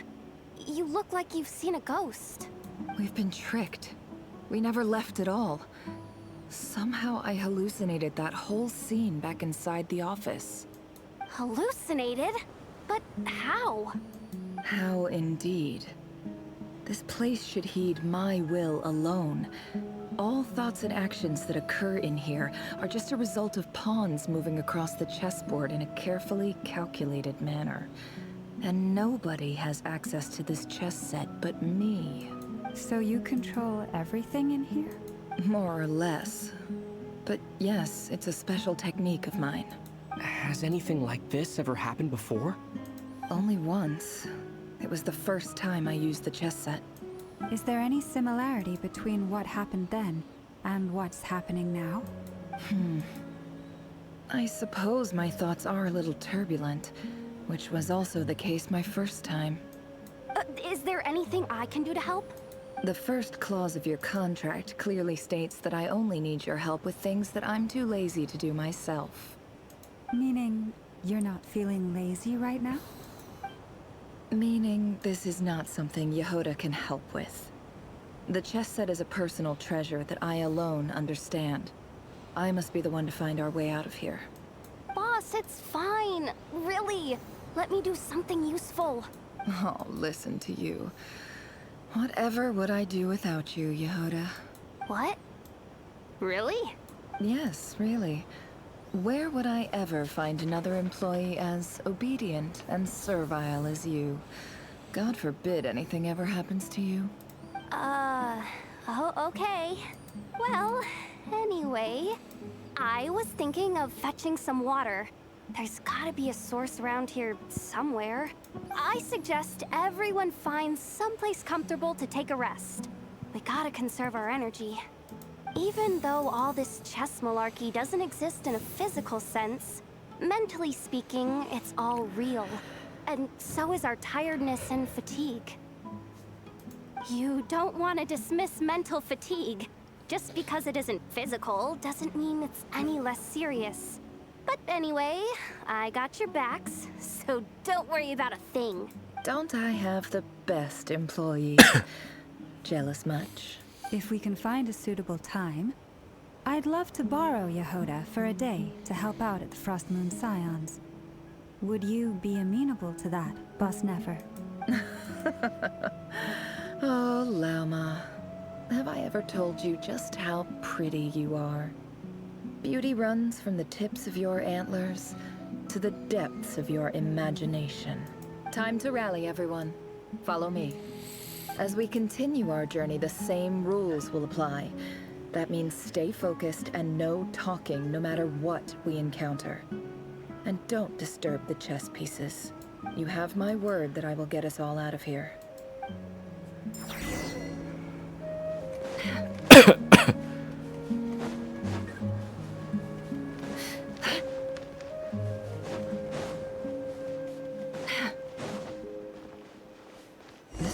looks familiar. That's not a good sign. There's someone... Oh, well, I missed that dialogue. I wasn't expecting visitors at this hour. Oh. It's him. There you are. Sinue's been looking for you all day. I think he has some news for you. Oh, yeah? What were you doing just now, Uncle Retinue? Hiding away some more loose change? I know I saw some Mora. What do you mean, loose change? Oh, come on, I'm too old for this. Just pretend you saw nothing.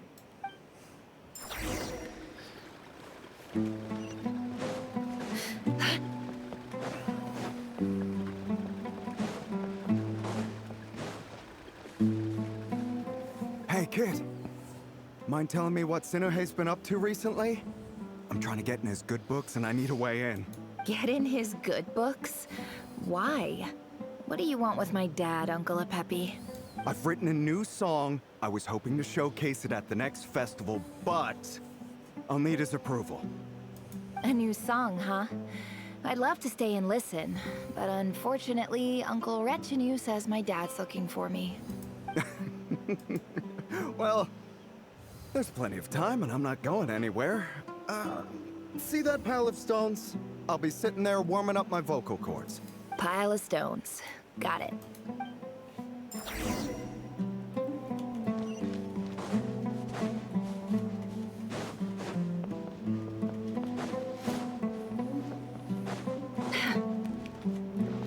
What up, Dad? Hi, Dad. Uncle Retinue said you were looking for me. Ah, there's my little princess. If you'd gotten back just a little sooner. This being Nefer's dad is hilarious, by the way. Spoils of war. Genshin Who were strikes you fighting again. against, Dad? It was just a figure of speech. The aftermath of a sandstorm is no time to be waging war. I was talking about our war against thirst. I went out to fix our water supply problem, and now I'm back. We have a well again. That's right. I found a new one and brought back as much water as I could carry. It should last us for a good while. If it wasn't for these blasted sandstorms, our wells wouldn't be caving in. And you wouldn't be spending all your time out searching for new water sources. As the chief of our tribe, I'm supposed to be leading us out of hardship and poverty, onto better things. You know how prosperous our ancestors were. I've told you all the stories. And look at us now. Squeezed into these hovels. No one would choose this, if it wasn't for the endless wars over the years. But things are looking up. I started working with some folks from the academia a few months back. They gave me some contacts in return for my assistance in the desert. So you're the academia's helper now? Special ambassador, they call it. Think of it as a partnership. It's nothing bad, okay? We've been isolated here in the desert for too long. Seeking opportunities elsewhere is the best thing for us, and the fastest way to progress. So, do you get anything good out of being a special ambassador? Of course. My luck's improving all the time. One day, I swear I'm gonna lead us out of this place. We'll find somewhere new. Somewhere better. Alright, see you, Dad.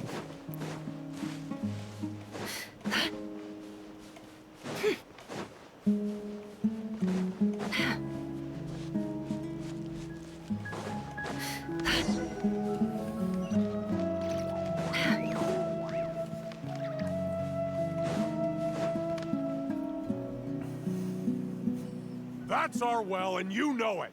You stole from us. Well, you've gone from chief to thief, and now you have to face the consequences. Did you really think you could take our water without permission and get away with it? You're either brave, stupid, or both. And that special ambassador act? Yeah, nice try. We spoke to the academia. They said it was all news to them. You're a liar and a cheat.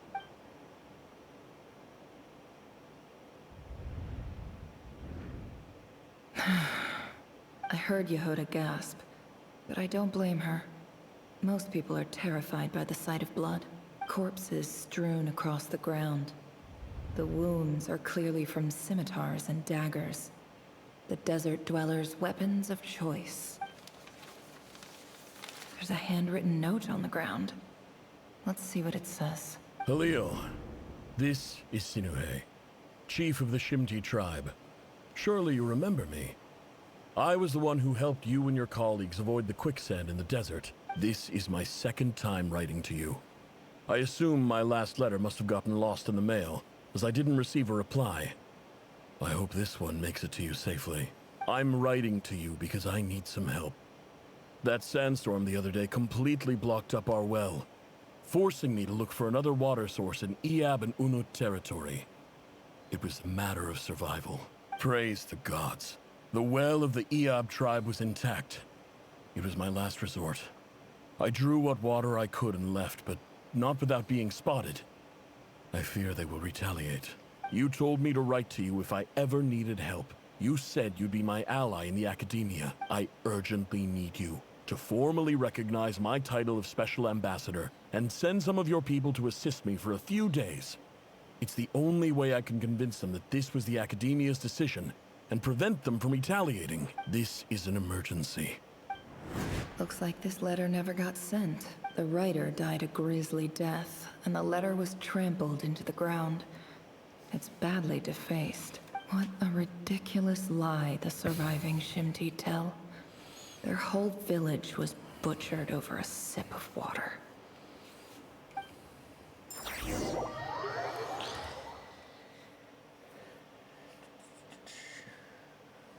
Ah, officer. Welcome. Welcome to our humble village. I thought you would at least have the courtesy to provide some respectable libations. This is the finest wine Aru village has to offer. I promise.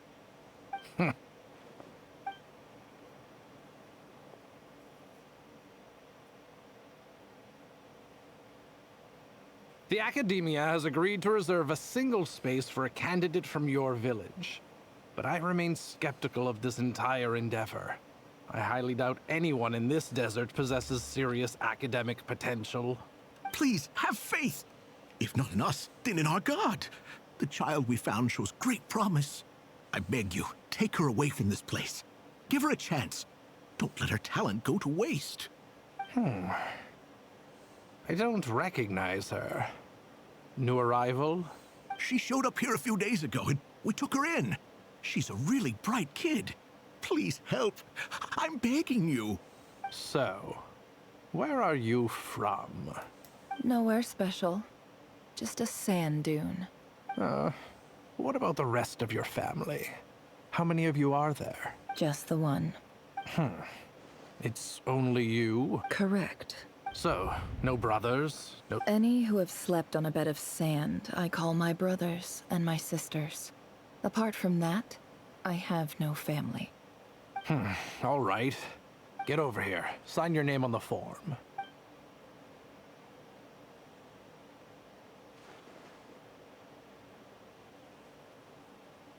Never? You're rather fair-skinned for a desert dweller. Right. I don't know what game you've been playing, Mr. NPC, but everyone in Sumeru is a little fair-skinned for a desert dweller.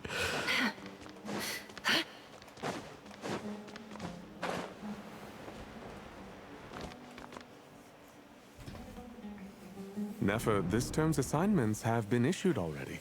Please read through the materials thoroughly, conduct your own additional research, and then write an essay on the topic. Yes, Professor, I'm aware. I just had a couple more questions I wanted to get your perspective on. Oh? Please, ask away. Well, I saw the other students' problem sheets, and I couldn't help but notice that my assignment is much easier than theirs. Do you really think I'm a weak student? A weak student? Goodness, no. Quite the opposite. You have a sharp mind. Almost too sharp. I think what you're saying is, a weak student wouldn't have noticed the discrepancy. And if they did, they certainly wouldn't complain about the lighter workload. You see, sharp as they come. You see things the way they are. And I'm sure you know why they're like that. Because of where I come from. Because I'm different. I'm sorry, Nefer. I don't like it any more than you do. It's just... Anyway, you said you had a couple of questions. What's the other one? I wanted to check. If someone sent me a letter to the academia, where do I go to collect it? Ah, your family wrote to you. Well, as long as they put your name on the envelope, someone should hand it right to you. Not exactly. It's not even a recent letter.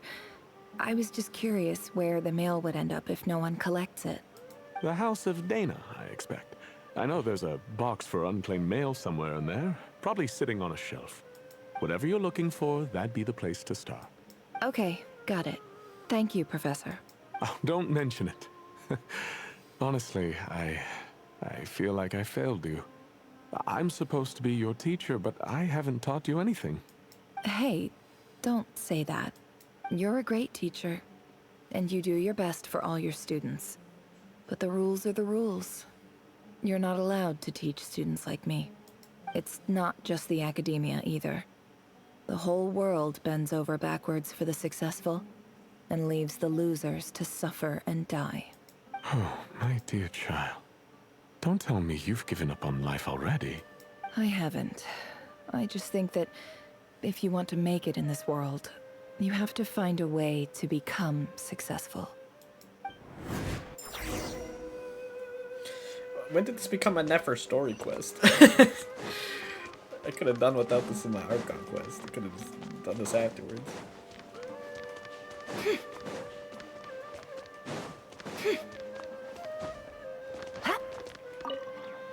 This must be it. Let's take a look.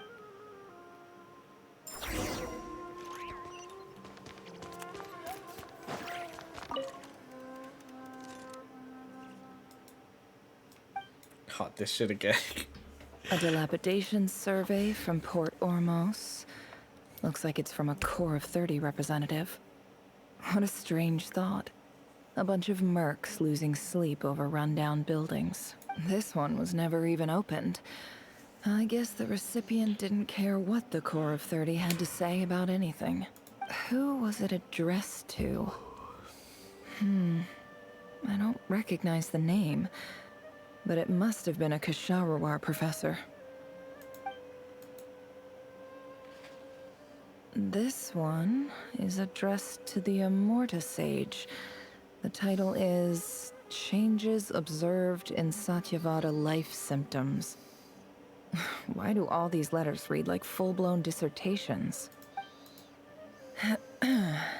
Guided by the incense, we became lost somewhere in the forest. All the barriers between levels of consciousness disappeared as our minds soared around in circles, looking for a branch to seek refuge on. In clinical terms, these symptoms fit the description of incense poisoning. The Immorta Darshan strictly prohibits the use of hallucinogenic substances, but I believe there are still people getting away with it. For example, my neighbor who always breaks out into song and dance after using incense. This seems like something the academia would want to know about. Why wasn't it collected? Wait, what's this written on the back? It's so small. The note says, "The sender authored this letter while under the influence of mushrooms. I would send it back, but no return address was provided. Stamped by the Grand Conservator of the House of Dana."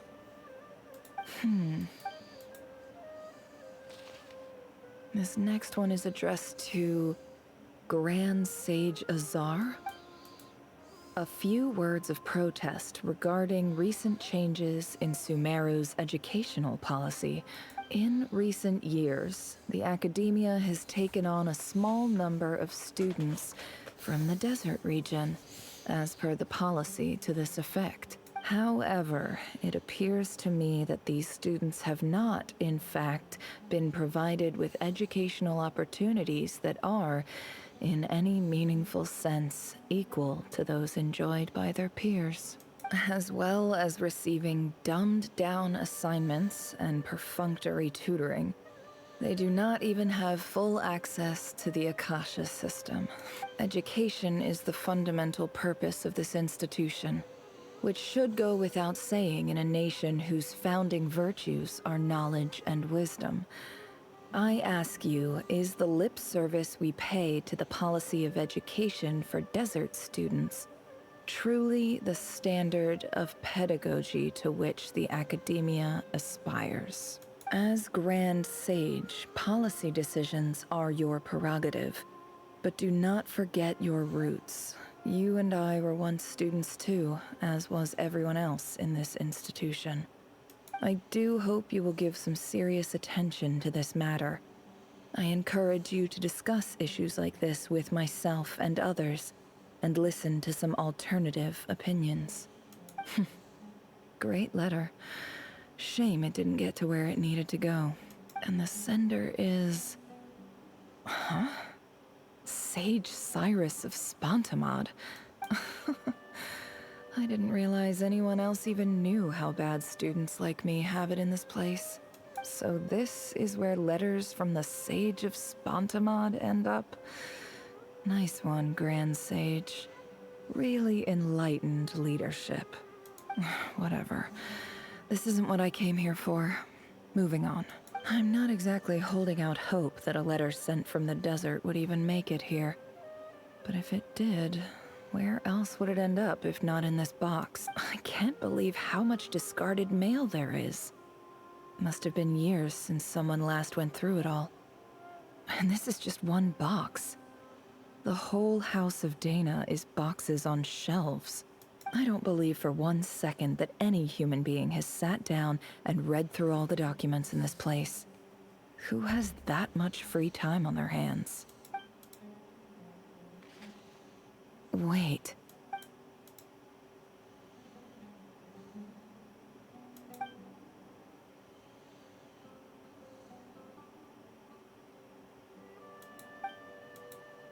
Greetings, Halil. My name is Sinuhe, chief of the Shimti tribe. I was the one who came to you and your colleague Zaid when you ran into trouble in the Great Red Sand.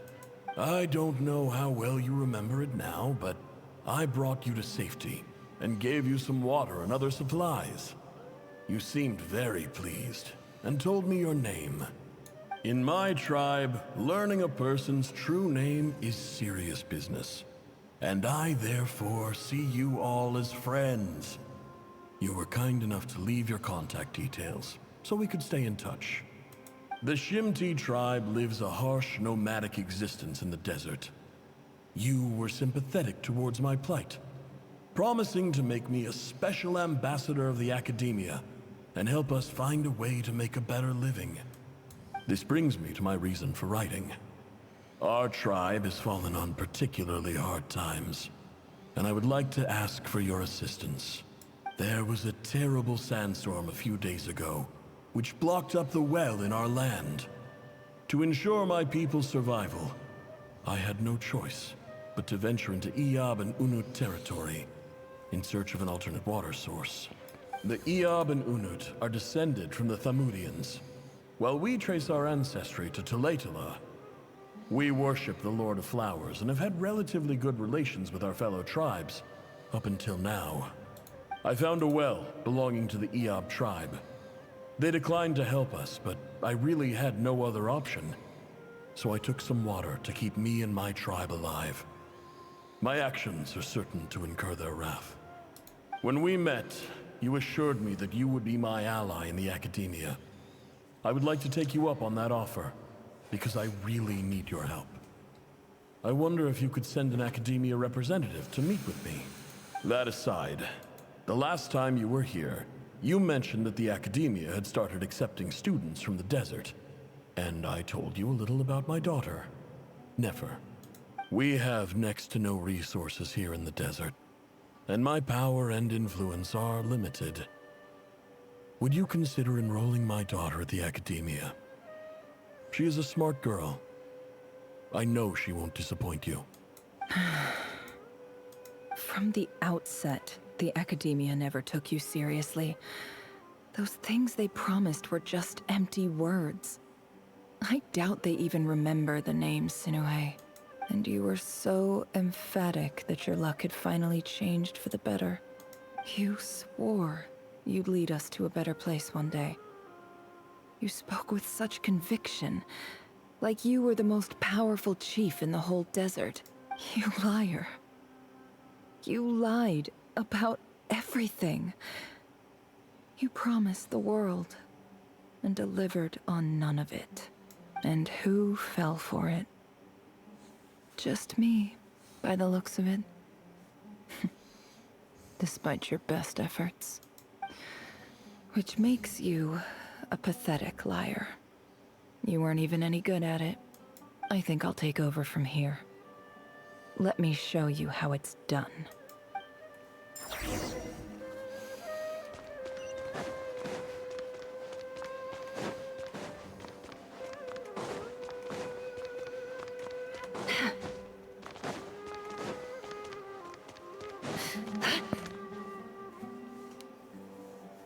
I just came to say goodbye. Thanks for everything you've done for me in my time here. Nefer? You packed your bags. Where are you going? I'm quitting. Something's come up in my hometown. Gonna head back and deal with it. Huh? But this was a hard-won opportunity for you. It would have been so funny than I do. if it pans back to Nefer and Nefer has like a backpack with like a fucking like oboe sack with a stick. It was. But it doesn't matter. I have more important things to deal with and they can't wait. Oh, and I didn't want to overfill my bags, so I left some incense on your desk. What's wrong? I thought you liked incense. Although, I did read somewhere in the House of Dana that it has hallucinogenic effects. Don't use it all at once, alright? Isn't this the stuff you brought from your hometown? You're just letting me have it? But you said it's a rare and valuable commodity. Yeah, about that. I lied. It's not rare at all. There's this bunch of ruins near my hometown that are practically overgrown with this plant. It's not worth much. Keep it, it's fine. But Nefer... Alright, that's all from me. You take care.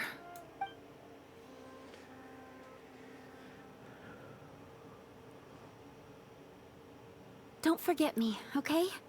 I mean, we're more than just classmates, right? We're friends. Yeah, I'll remember you. She did, in I fact, lied again. not remember her. Yeah. That incense is worth a fortune, and it's a rare Oh. find even in those ruins. And as for remembering her, I have far too much to do when I get back. No time to reminisce. I'll be lucky if I even make it through this alive. But either way, I expect I'll forget you pretty quickly. And she probably did.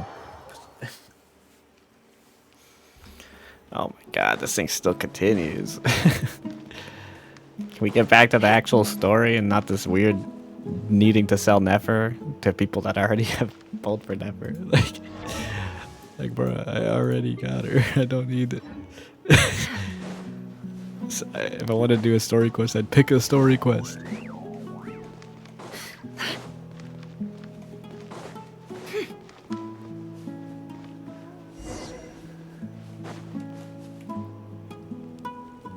Am I gonna fuck these dudes up though?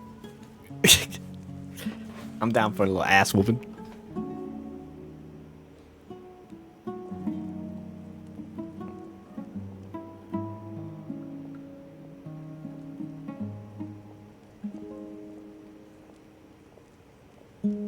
It's a pleasure to meet you, Mr. Arif. So, what does the Academia want? Since they've sent their special ambassador, I assume there's a big business deal to be made. If not, I'd be very disappointed. Please, sir, lower your blade. You're lucky I'm the one they sent. Not all special ambassadors share my admiration for the Eab people. The ever-shifting balance of power in the desert reduced the once great civilizations of this region to rubble and sand. But the story of the Eab has a very different trajectory. Others grew weak, But you grew strong, beginning in obscurity and moving to prosperity. You're the only ones who defied the trend. Huh. So, you do know who you're dealing with? This well is the perfect symbol of your strength, is it not? It used to belong to the Unut, but it looks like you have control over it now. You're not wrong. But I'm sure you didn't come all this way just to flatter us. Of course not. I came to bring you some very good news. Some information that recently came to light, which might just be your ticket to freedom. Records uncovered by the Vahumana Darshan show that a certain well currently under Iab control is built on top of some ancient ruins. These ruins are of great archaeological interest to the Academia. I checked the map carefully on my way over here, and I'm confident that this is the well in question. The Academia is offering 50 million mora in return for excavation rights. 50 million? No, wait. If these ruins are as important as you say, 50 million's a little low, don't you think? Don't get greedy, Iab. We know far more than you think. We know that you seized this well by force. Wasn't that the first step in your rise to power? To drive away the Unut and steal their water supply? So what if it was? They're like, we're gonna fuck you up. Sure. Don't worry. As unscrupulous as it was, it's something we're willing to overlook. The Academia is only interested in dealing with the de facto power holders in the region. I hope I am making myself clear. And I hope your words are the truth. If I find out the Academia is trying to play me, I'll hunt down every one of your people and make you watch as I cut their heads off one by one. I assure you, Chief, that would not be in your long-term interests. You don't want to make an enemy of the Academia. You see how I'm dressed, don't you? I appreciate that you've never been to the rainforest, but surely even you recognize an ambassador's attire when you see it. And what does a barbarian like you have to lose anyway? You really think the Sumeru Academia would bother to come all this way just to lie to you? We have more important things to worry about. All right, I take your point. The Academia is the highest authority in the land. I'm sure you're trustworthy people. In that case, we have a deal. We will sell you the excavation rights. I'd like to thank you, Ambassador. This is good news indeed. Excellent news. In fact, it calls for a celebration. Would you do us the honor of staying a while and enjoying some Iab hospitality? Gladly. I am partial to wine myself, and I trust you are as well. So let's indulge in a few drinks together, in celebration of this momentous occasion.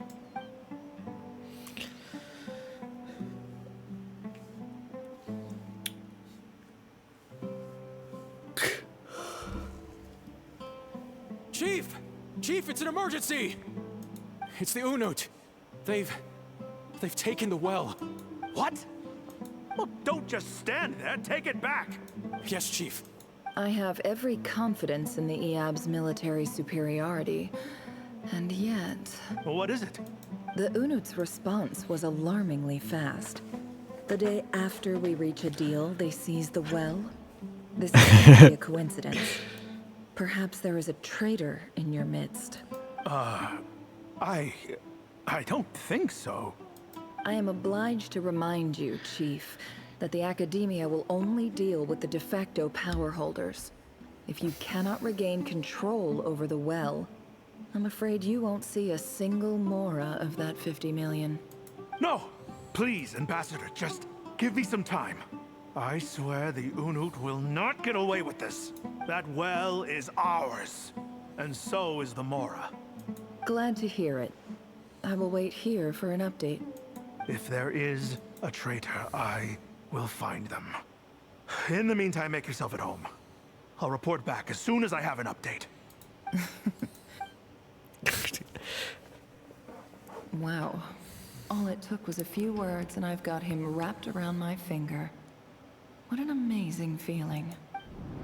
So, in summary, Ambassador, the Academia would rather negotiate with our tribe instead of the Eab. The Eab are ruthless murderers who don't listen to reason. And now they have the gall to interfere in our research projects in the desert region. So let me ask you, Chief. If you were the Academia, what would you do? Kill them all. Precisely. The Academia does not tolerate those who stand in our way. The Eab have held back our academic pursuits for too long, and our patience is wearing thin. At the same time, there is simply no way that the Academia can be seen to be intervening in desert affairs. We have our own rules out here. If the rainforest dwellers raised arms against a desert tribe, it'd start a bloody war. Right.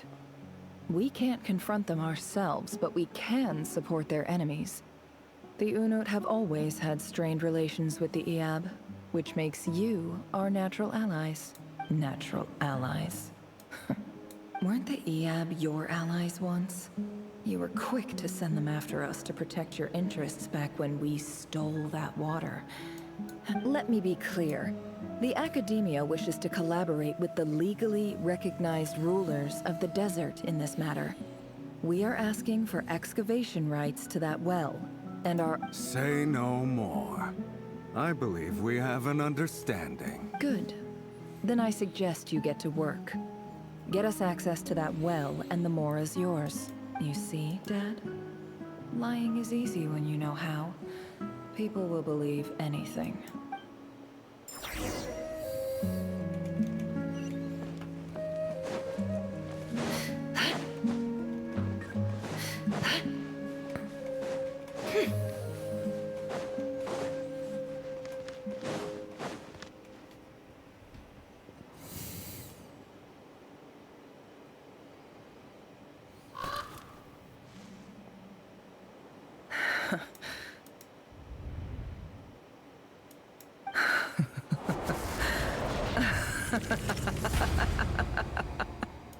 Look at yourselves.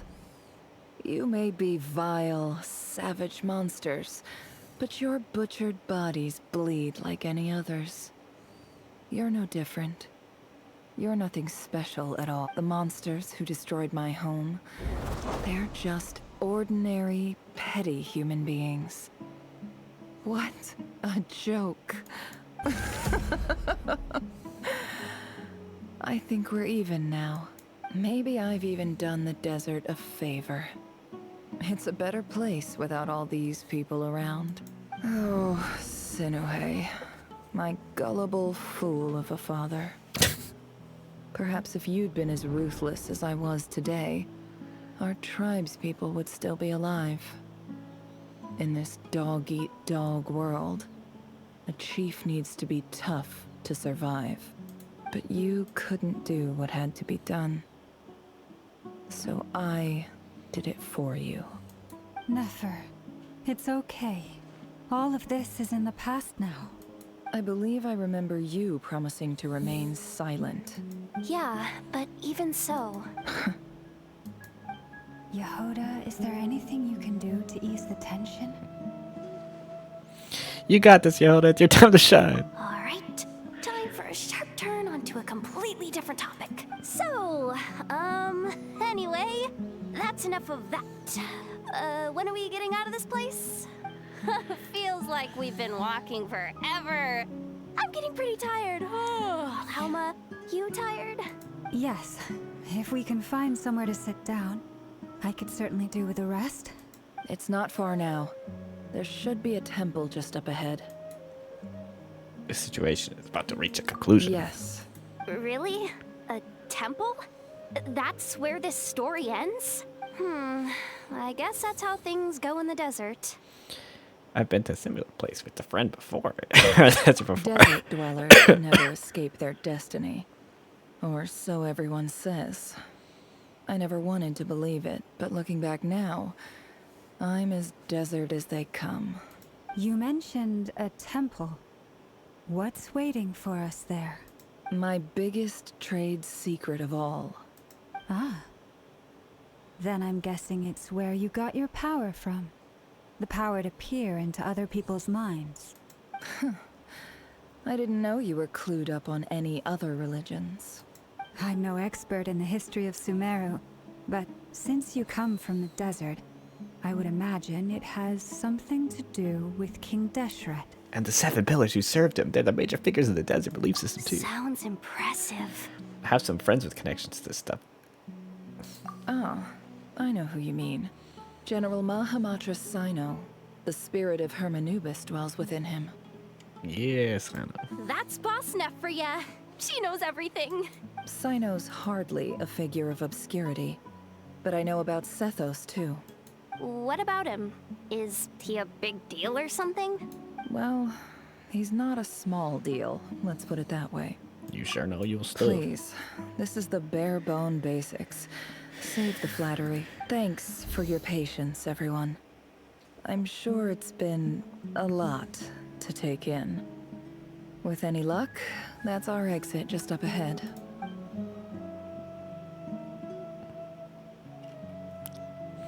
Alright, let's Team Rocket blast out of here.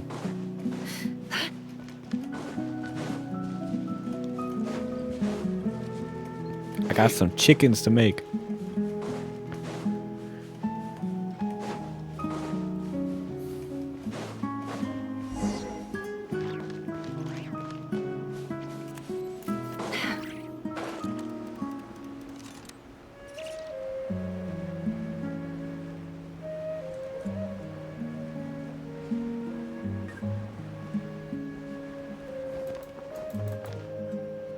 I hope that Nefer didn't die. The trial Nefer.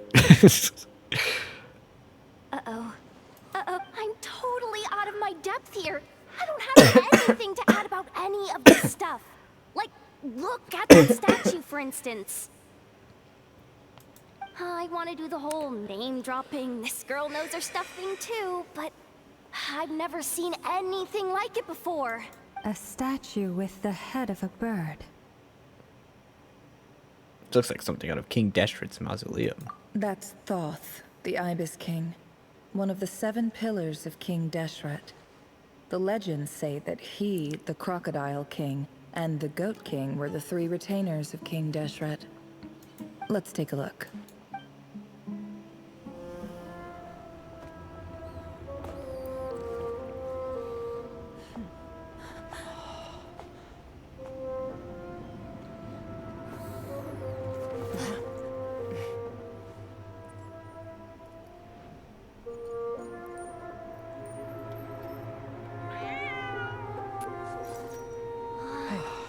It's just Ashru.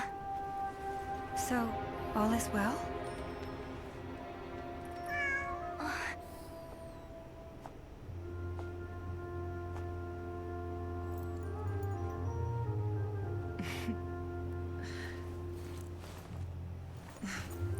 Typically speaking, at this point, the world disintegrates. Then we find ourselves back in the outside world. Besides, these are my memories. There's nothing to fear. You're sure? Of course. It's almost over.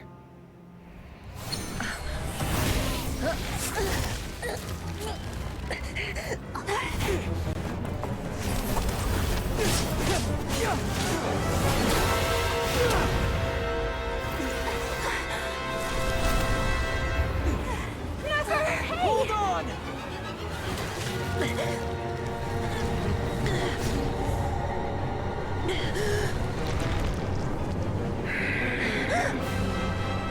Knowing too much is always a death sentence. Speak for yourself.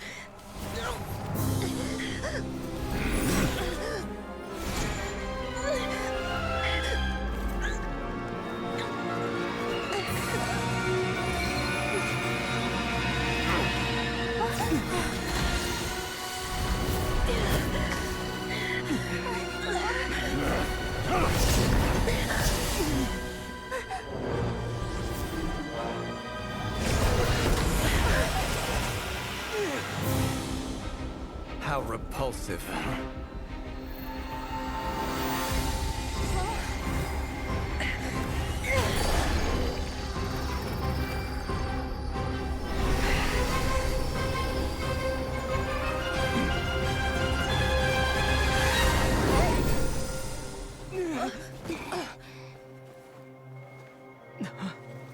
Dane, the goat.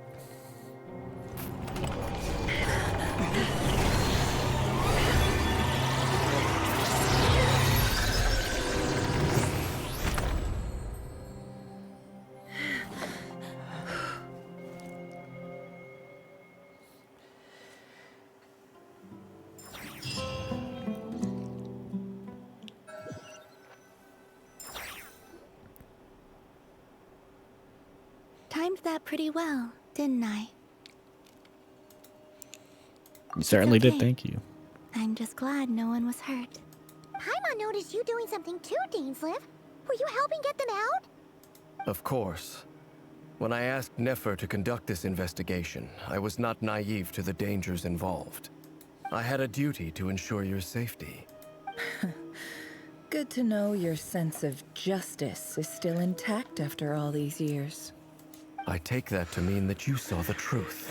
That comes as a great relief. I certainly did. And thanks to your help, I also managed to trap Rerir inside the chess set. Whoa, really? How'd you manage that? Well, to be honest, I sensed that something was wrong long before we made it to the temple. By using this fragment to probe into Rerir's past, well, the monster formerly known as Rerir, it seems I alerted him. I was tracking him, then he caught on and started tracking me too. Can't say I'm surprised. But how did he track you through your thoughts alone? That shouldn't be possible. Rerir was a secret agent who reported directly to the Vinster King. He is an expert at finding a trail and hunting down his pursuers. No wonder. He infiltrated the chess set, read my thoughts, and built a new virtual chess set inside of it. That's why we weren't able to leave at first. Speaking of your chess set, it's quite a remarkable item. Would I be right in thinking you have some connection to King Deshret? You overestimate me. I only have a connection with one of his underlings, the Ibis King. You all saw how this came to be. A long time ago, the Iab massacred my tribe, the Shimti, in our home village. A few years later, I enrolled in the academia, where some new information came to light. The Unut and the Iab fought a bitter battle over the rights to a well, all for the sake of a non-existent 50 million mora. The Iab ultimately won that confrontation, but their victory came at the cost of almost every warrior in the tribe. The final blow to the Iab came at the victory feast, when an Unut assassin beheaded their chief right before my eyes. The remaining Iab fled and have been scattered to the winds ever since. Having gotten my revenge, I returned to my hometown, where to my surprise, the nearby temple was still standing. There it was, seemingly immune to the relentless hostility of the desert, while my tribal home lay in ruins. As I stood there gazing at the temple, I noticed a cat just outside. This cat, as it turned out, was home to the spirit of the Ibis King. He led me to a gate deep inside the temple, and there he made a deal with me. This chess set is my gift from the Ibis King. The chessboard within is made to the same specifications as the one in the mausoleum of King Deshret, and represents his power of piercing analysis. With this chessboard in its container, I gained a certain ability to perceive hidden secrets. Now, you could conclude that the Ibis King simply wanted to give the people of this world the power to seek the truth, but I don't believe that's the full story. Every god plays favorites. Their hearts are as fickle as any human's, full of secrets, perversions, egotistical tendencies. But precious few gods are willing to admit this. It is the same with all powerful forces, including fate itself. Their gaze falls preferentially upon a select few. As you rightly point out, this is an act of favoritism. If you're alluding to the Abyss, then yes, I agree. Gather the others. It's time to share everything I've learned.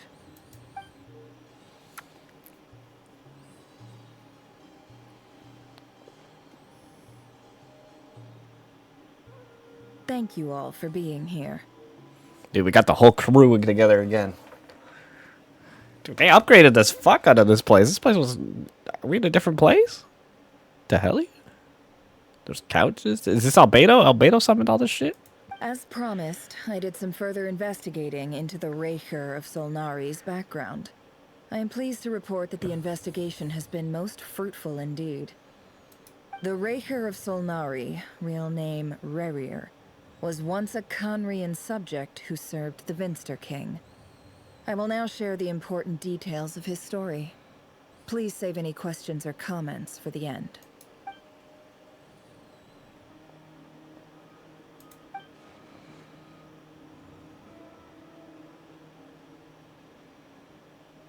Okay, I literally just played this. I don't need to read this.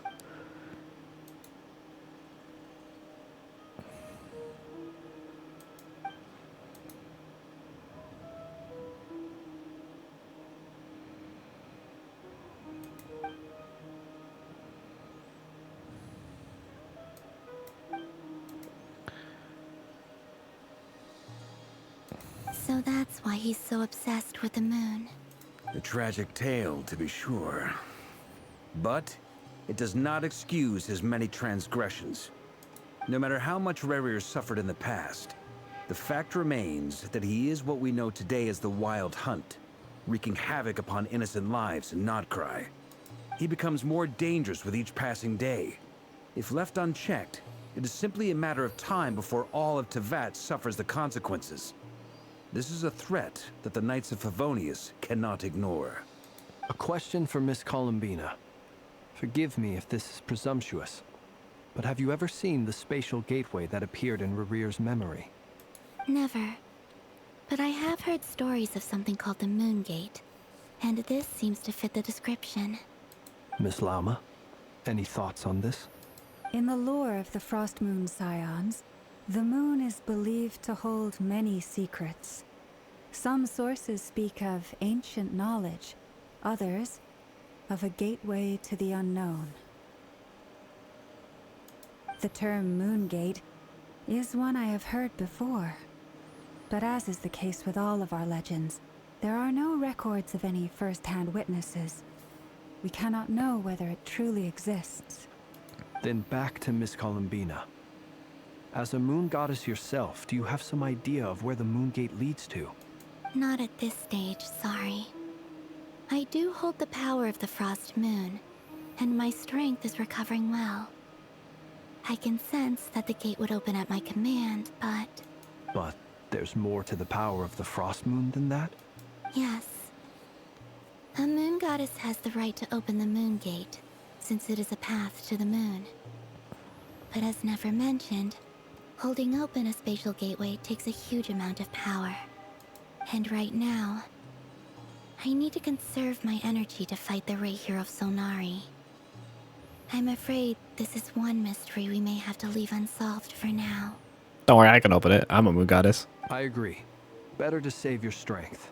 But if you'll humor me for a moment, I have a bold conjecture of my own regarding the world beyond the gateway. I highly suspect that neither Tholindis nor Rerir made it through unscathed. The evidence pointing to this is the fact that the Rerir of Solnari exists in the form of countless fragments. With the abyssal power he wields, no ordinary foe can touch him, let alone tear him to shreds. And yet, the Wild Hunt proliferates wherever his scattered fragments lie, drawing hordes of monsters to many different locations across the land. So your theory is that Rerir was physically torn to shreds by some powerful force?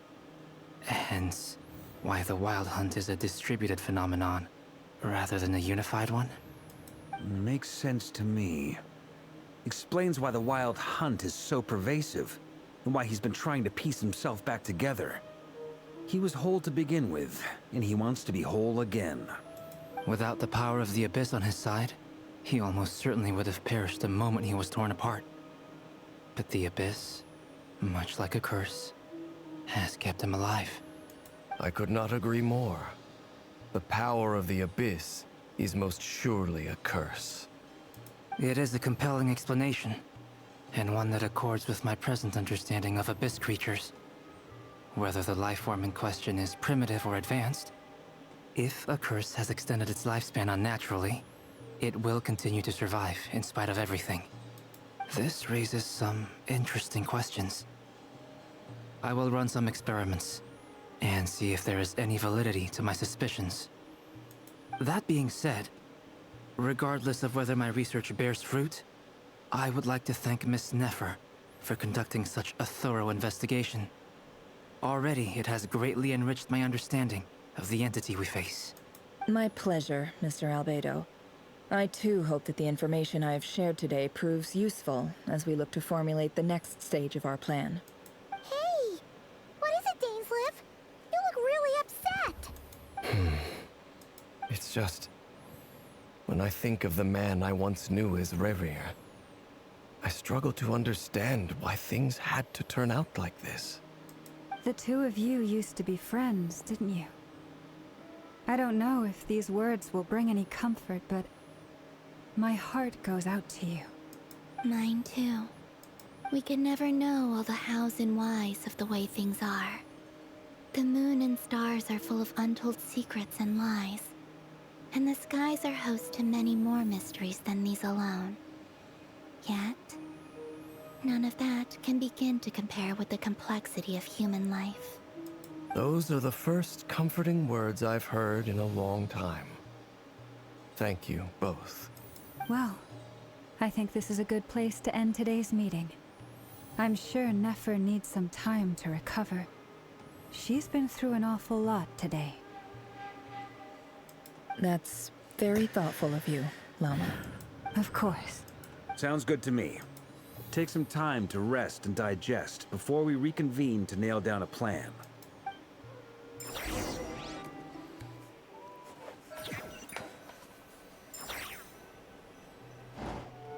Hey, is this a bad time? Hope I didn't kill the conversation.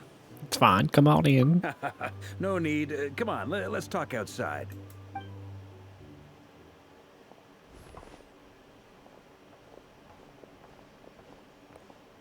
Dude, he's so big. Anyway, Nefer went back to the curatorium to get some rest. But before she left, she shared some things with me that I thought you should be aware of. Firstly, although she managed to trap the Rerir of Solnari inside her chess set, there's no guarantee that the power of the Ibis King is any match for one of the 5 sinners. Their powers are beyond our comprehension. It's only a matter of time before he finds a way to break out. We have to come up with a plan and take care of him before that happens. Honestly, my mom figured that might be the case. So, how long have we got? Well, I asked her that same question. She talked for a long time, but for the most part, it seemed like she was trying to convince me how precious her chess set is. What a long and storied history it has. It felt like some kind of sales pitch, you know? The kind where you end up handing over Mora against your will? Anyway, after all that, she finally answered the question. 2 days, at most. 2 days? Holy moly! Can we even recruit enough help in that time? That remains to be seen. Which brings me to the second issue. Dainsleif is obviously conflicted about this whole thing. But given how little time we have, there's no way we can pull this off without his help. You have some history with him, right? Do you think maybe you could talk to him for us? I'll see what I can do. I appreciate it. All right, on to item 3. So, Albedo, Durin, and I put our heads together and came up with a plan. Can't promise it's gonna work yet, but at least it's a start. We figured we'd bounce the idea off you first. We'll explore it further once everyone's recovered. Oh, please ask away. Paimon's dying to hear this. All right, so here's what we're thinking.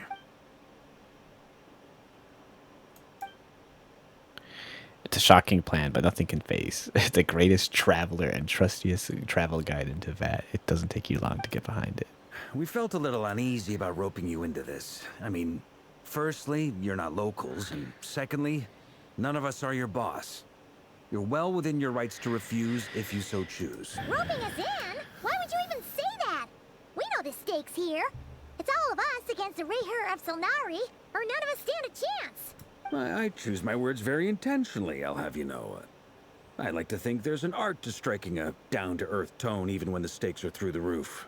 Sir Varka, I have a few thoughts about this plan. Zach's getting paid. I'm all ears. I think we can be more flexible with how the roles are allocated. In my view, the most sensible lineup would be like this.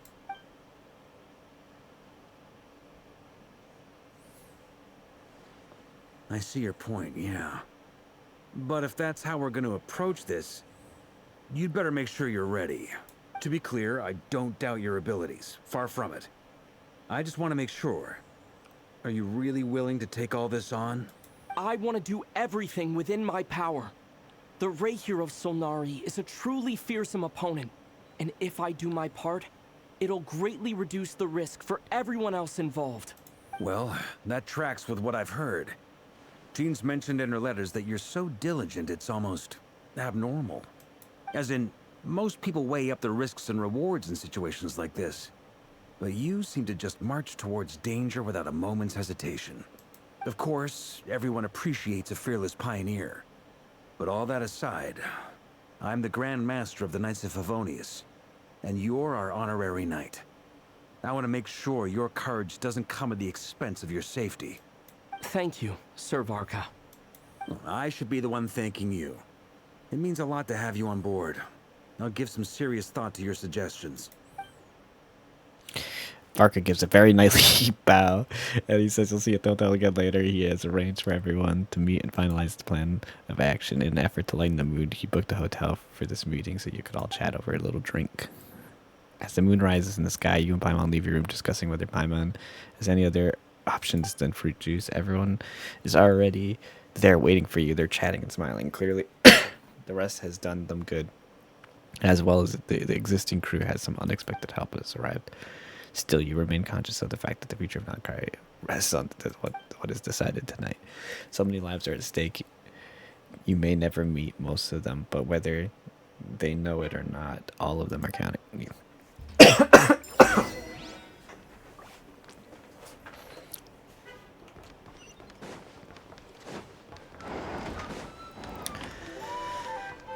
Bam, everyone's sitting at the table.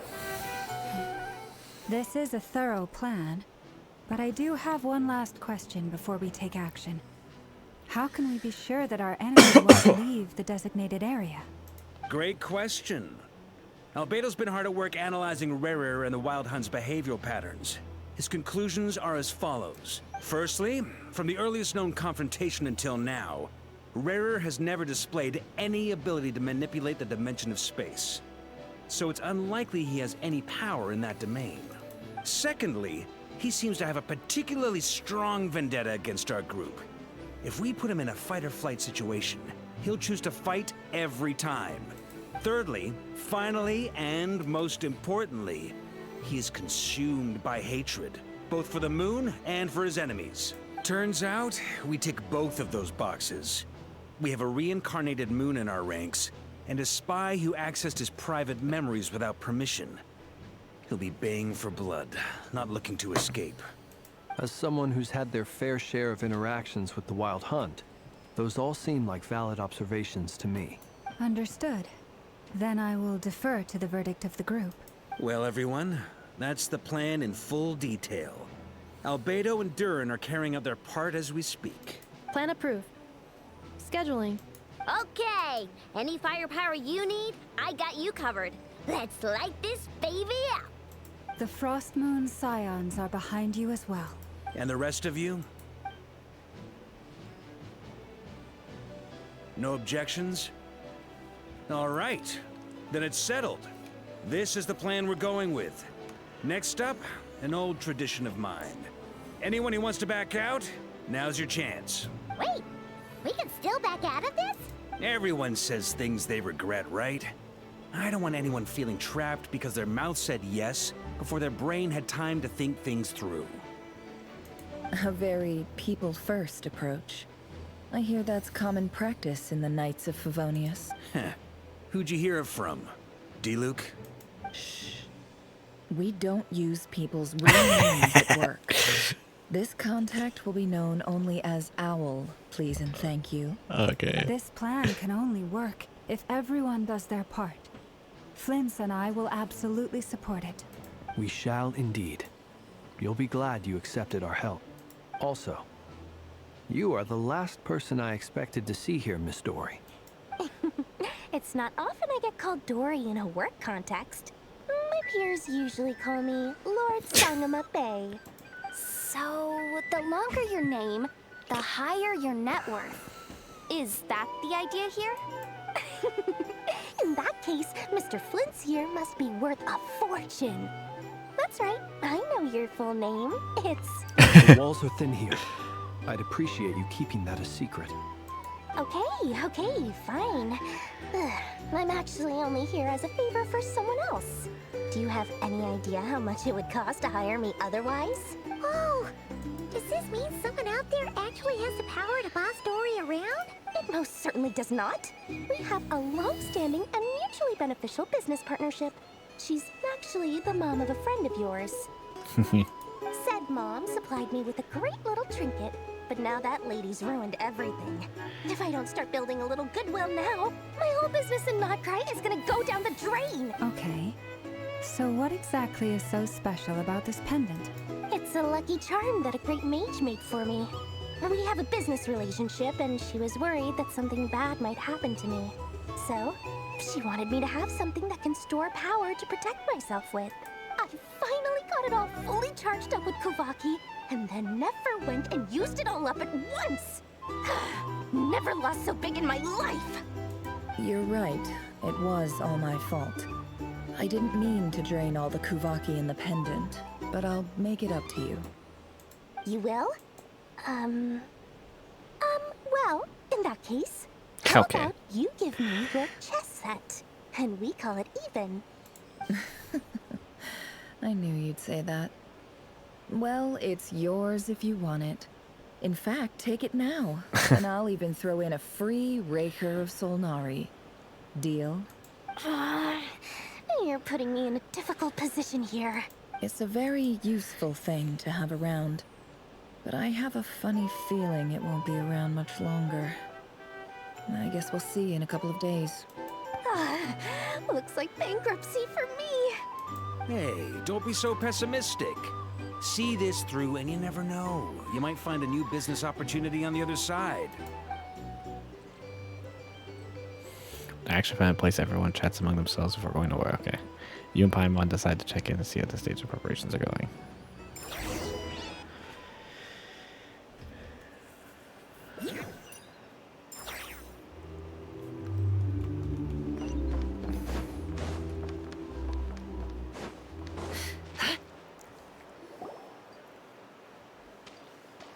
Dory, how are things going? Feeling ready? Oh, I was born ready. We only have 2 days. You think Lord Sangama Bay would let an opportunity like this slip by? Don't forget, when something's in high demand, the people with the goods on hand get to charge the highest price of all. Ta-da! See? It's right here. Ah, it's so pretty. Did you make it? No, I have a supplier. We go way back, so he made me a very attractive offer. Aha! No wonder you were talking about lucky charms at the meeting. You've been getting Kave to make them for you.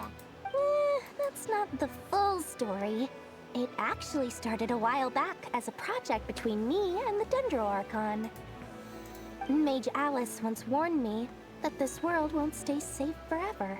There may come a day when everyone faces a great crisis. I passed this on to the Dendro Archon, and she secretly brought together a research team made up of Sumeru's top scholars to invent a technology that could keep people safe.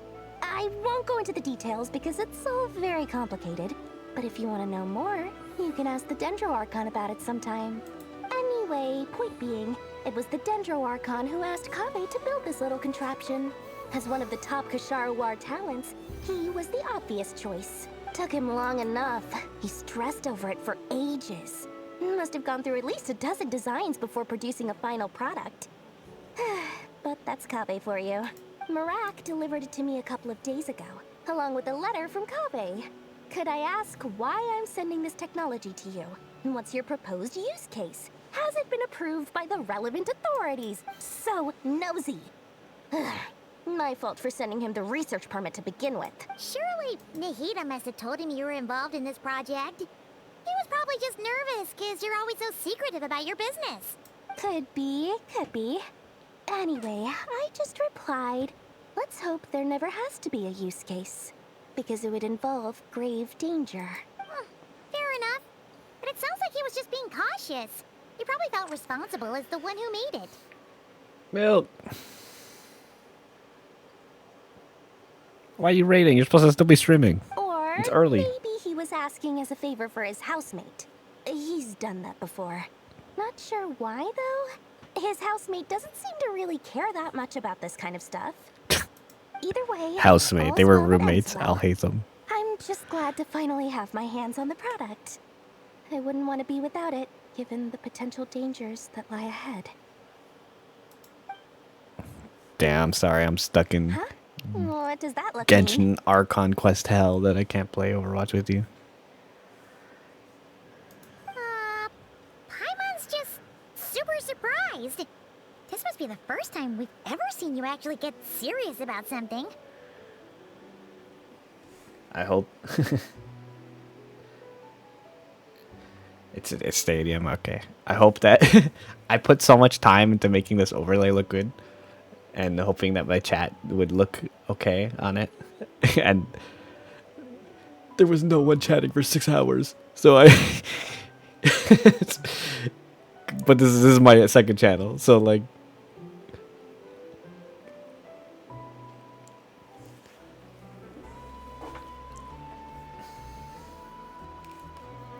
it's okay. I just wanted to do the quest. I need to finish this quest today because it's really the only day I can do it. Otherwise, I have to wait a whole week. Milk, I gotta show you. I know you're not like wanting to see a bunch of Genshin shit, and because you don't really care.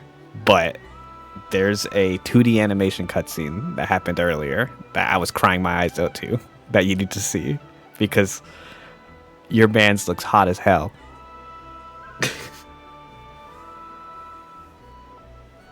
Yeah, dude, you're. Oh, I'm not talking about right now. I wasn't saying I was gonna. I said I was gonna show you later, like in the future. I didn't say I was gonna show you right now. Just saying that your man's is crazy. I don't know if I like. Okay, this is like the 21:9 aspect ratio ultra wide problem.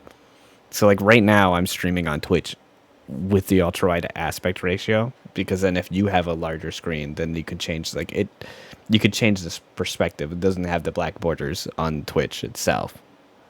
But if I stream at 1080p then maybe I can make gameplay bigger, but I don't know. This is what I came up with. I think it's fine. I'll probably leave it. It took me forever. What the fuck is that? Is that a low battery? Oh. It is. But it took me forever to get this overlay to work because I didn't make a cutout for the gameplay on it. So it's not like a temporary like overlay. It's essentially like I essentially used a layer mask and a bunch of crazy shit to make it work.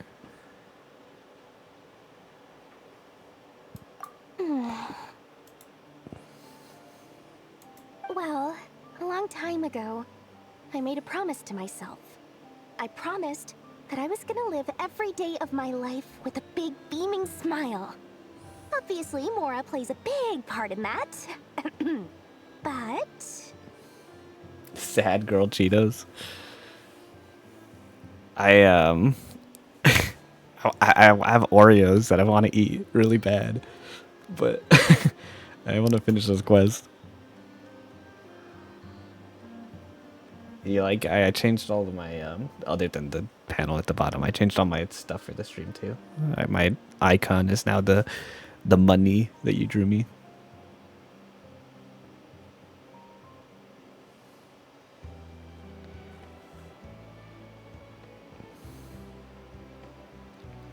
Reese's Oreo money? I don't even know what that is. Do you still have money on my card? Well, I guess you don't know where my card is. I was gonna say, if you find the card, then you can just go get them. There are always gonna be times in life when you have to give something back. That could mean paying back a debt, returning a favor, or showing some kindness. Alice has been a huge help to me over the years. She was the first investor I ever had. And I want my investors to know that Lord Sangamabe is the best in the business. You have no clue where it is. No one knows what the future will bring. Whatever happens, I want to make sure the Dendro Archon and all of Sumeru is prepared to face whatever comes. Well, it's at your house, right? It's not like potentially stolen that I need to cancel it. Like it's just lost at your house and you'll find it eventually, or do I need to cancel it and maybe order another one and send it to you?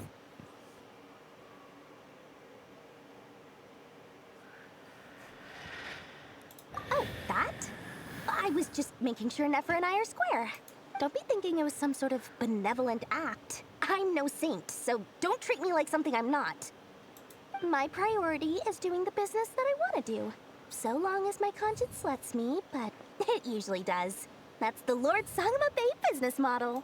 Alright, if you say so. I do say so, and that's the whole point. I'm a businesswoman. Don't go trying to figure out what kind of person I am. You'll exhaust yourself. Much easier for everyone involved if you just take my word for it. Oh, and could you two help me get this stuff where it needs to be? Thanks so much. You're my favorite assistants.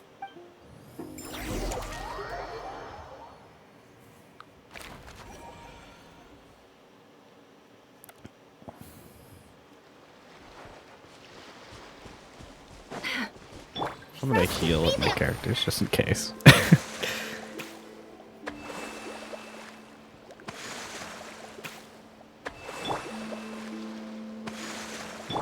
Probably should have healed. There we go. That's good enough.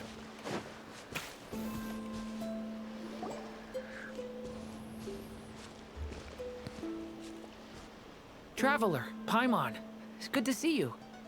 Everything going smoothly over here? Sort of. As you're probably aware, Varka, Durin, and I captured some abyssal creatures from the Wild Hunt. Per the plan, we dissected and analyzed some samples of these creatures. The process went very smoothly. The findings, however, come with some troubling implications. What? You can actually dissect the Wild Hunt? That depends on your definition of Wild Hunt and dissection. Harmless, lifeless. These words are accurate descriptions. Dude, Duran being right next to Albedo just shows how bad Albedo's model is. The Wild Hunt is an interesting phenomenon. In and of itself, it doesn't seem to possess anything akin to a human personality. But taken as a collective, the medium through which the Wild Hunt is summoned does appear to have a soul. Master griped a lot about the wise Horoptatyr, and seemed somewhat fascinated with the foul Certology. But she barely mentioned Rerir at all. I don't think that was because of his lower social standing, though. Anyway, it's a pity. I should like to hear her thoughts on the nature of the lifeform he has become today. It's a strange mix. The furious energy of an abyssal being channeled through a fractured physical existence. A consequence of being torn apart by an unknown power. Perhaps the only explanation for his survival in this state is that he sacrificed a degree of individuality in exchange for a continued existence. Oh, sorry. Once I get talking about interesting research, I have a tendency to go on indefinitely. Back to our research findings. Essentially, they confirm my hypothesis. Rerir's corpse is completely contaminated by the Abyss, and the effects are irreversible. You could think of this as Rerir in mutated form, but in my view, even that would be inaccurate. In reality, his whole being has been consumed by the Abyss. In other words, he is now nothing more than a manifestation of abyssal power. Unfortunately, at present, we have no means of completely eradicating abyssal power. Hence, we cannot fundamentally destroy the Rerir of Solnari either. Oh, that's terrible news! So, that's it? We can't defeat him? Not even if we get the power of the Three Moons? Miss Columbina's situation is a difficult one.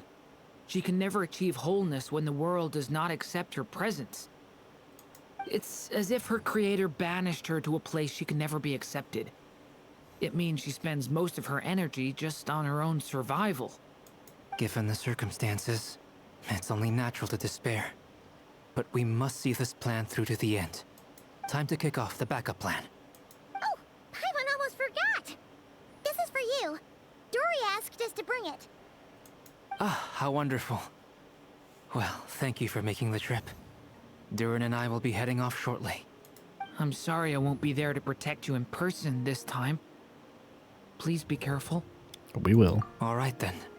Stay safe.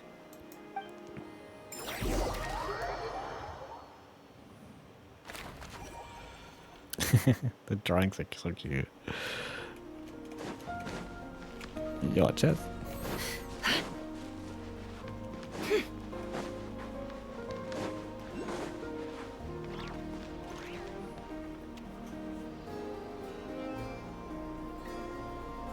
Miss Lauma, is everyone here? Yes. The fate of my flock is in your hands, Grandmaster Varka. Please keep them safe. My lady, what are you saying? Within the next 24 hours, we will face the biggest crisis the world has ever seen.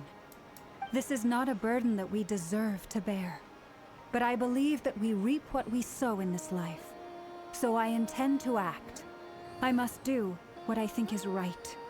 For me, that means fighting for the future of Krai. This gentleman is the Grand Master of the Knights of Favonius, Varka, Knight of Boreas. In my absence, please follow his lead. Hey, everyone. Guess I should introduce myself. Well, to start with, I know my way around a battlefield. Biggest strengths are honesty and hard workingness. Anyway, point is, I don't intend to let Lauma down. I'm gonna do everything in my power to keep every last one of you safe and sound.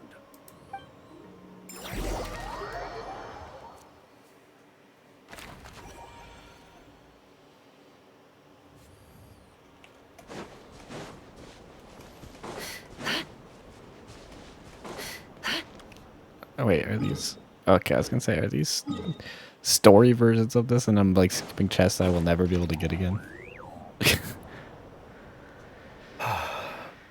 Something on your mind? Miss Columbina, was it? I believe that's how the others addressed you. That's right. Names are funny things. Have you always been called Dainsleff? Yes.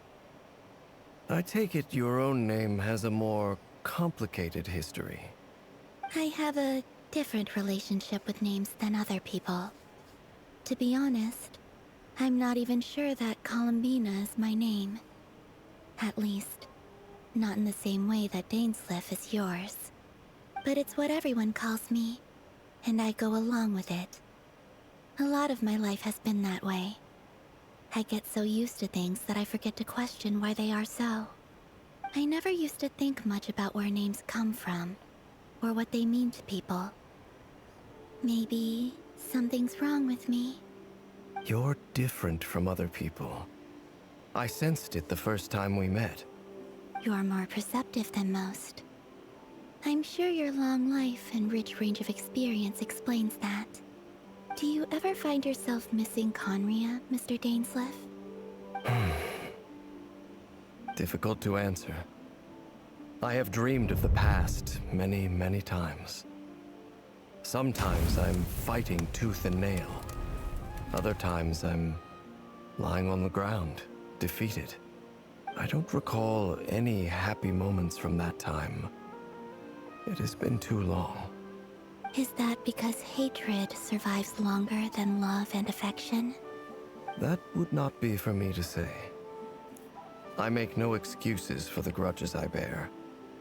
But whatever the reason, I remember little that was beautiful or sentimental. Thank you for your help with the Rerir situation. Without your efforts, I never could have learned the hidden truth of his story. You're welcome. I know he's your friend. Friend? He betrayed me. And I never really understood what he was going through in life. Some friendship, that is. Okay. So, do you plan to fight him with us? You see, you're torn. Now you know what really happened. You see the things he's done in a new light. I need some time. Of course. I completely understand. Anyone else in your position would feel conflicted too. Actually, I went through something similar myself recently. Something happened that changed my perspective on a situation. A situation I took for granted at the time, but now I feel very grateful for it. You mean the Harbingers who still support you, even though you've left the Fatui? Yes. I always thought they were only helping me because Harbingers are forced to work together. But then I abandoned them. A warrant was even put out for my arrest. And even now, they still support me. Which means I was wrong about them all along. Clearly, they view you as a friend. I feel a little guilty now. I regret not seeing her help for what it was, and not treasuring it. I see the guilt that you're feeling now, because I feel it too. Hopefully, talking about it will do us both some good. Have you noticed that the Traveler and Paimon are over there? I think they've been listening. Why are we just eavesdropping? Huh. Shall we say hello? Sure. Hello.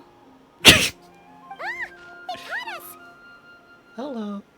Sorry, we were just concerned about you.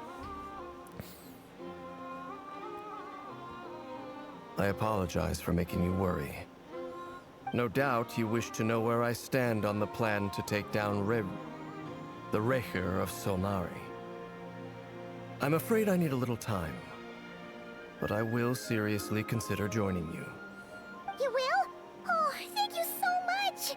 Everyone will be so grateful to hear that! They needn't be. This was something that I was going to have to face up to eventually. That doesn't matter to them. They're grateful to you regardless. You can't control their gratitude, so just accept it. And then, have a think about whether you're willing to join us.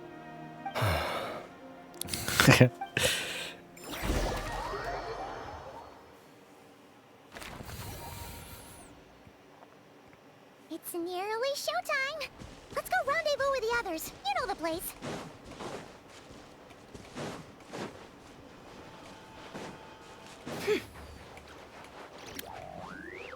Bruh, I'm excited for this. Flids! Ah, you're earlier than I expected. Hey, Flint's! Been waiting here long? Not too long. I came a little early so I'd have some time to think. Are you nervous about the battle? Quite the opposite. I'm reminiscing on my past battles. When I was awakened by the Ratniki, I had not touched a weapon in many years. I felt like the battlefield was not where I belonged. But after waging war against the Wild Hunt for so long, I came to realize something. A life of absolute peace is simply not a possibility for me. my restless flame indicates that somewhere inside of me, there is a deep yearning to root out the evil in this world. Oh, that doesn't sound like such a bad thing.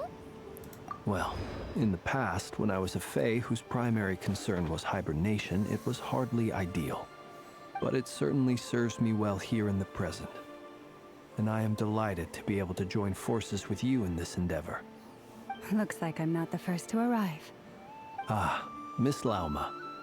Did you sleep okay last night? I struggled to settle down at first, because of the nerves. But don't worry. I got enough sleep in the end. I'll be just fine. Thanks for everything. Please, I'm just doing my part. Never! Over here! The goods have been delivered and the backup plan is underway. Aino asked me to relay a message. She said Anefa will be on high alert and keep a close watch over all secondary districts where defense is required, providing support as necessary. Meanwhile, Aino herself will provide range support to us directly, using her latest invention. Excellent. My thanks to all involved. The chest set's looking a little unstable. It won't hold him much longer. We should be prepared to engage at a moment's notice. No sense sitting around waiting. Let's make the first move while we still have the option. I agree. Paimon, find a safe hiding place. Got it! Be careful, Traveler! I will.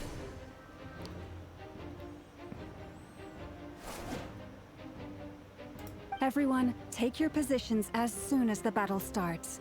Every ounce of strength we have in our bones, let us bring to this fight. Ready? Let's go. I've seen all your futile ploys before. You have become the authors of your own demise. I wouldn't be so sure about that. You are merely a moment of sport before I tear down the moon. Damn. What is this loading screen? Oh, shit. Stay on your toes. Let me help you guys.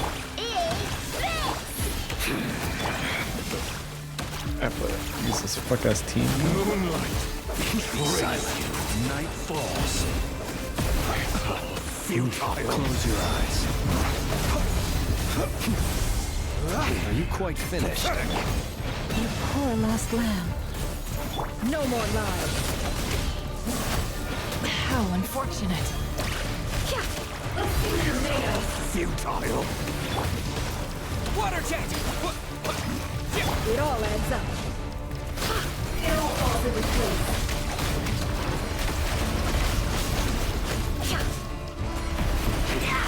Pathetic. Taurus, protect us. With one heart, we pray. It all falls into place. Time to come clean.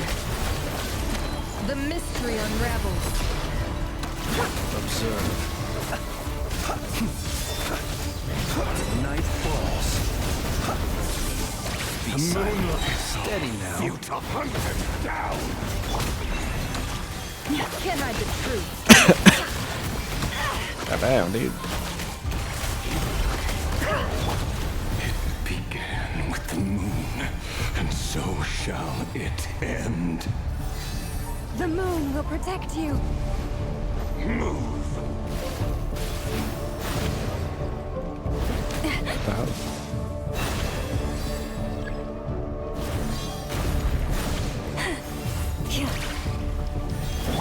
Close your eyes. Observe. Oh, there's a thing. I didn't even see this.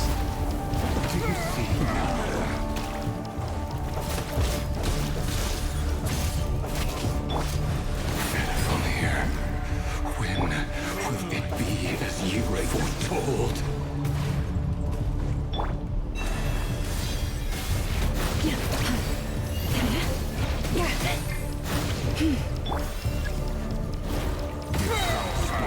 Welcome here. Taurus, protect us. By the frost moon of old. Beware the creatures of the night. Be silent. Yeah! Go! It all adds up. Shameless. It all falls into place. Move! It's all futile. Your last land. Observe. Be silent.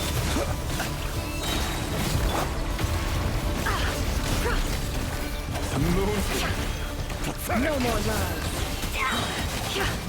It all falls into place. Move. Seek within. The moonlight is all futile. It all adds up.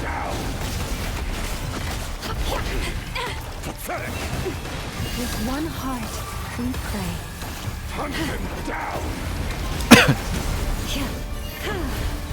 It's all futile.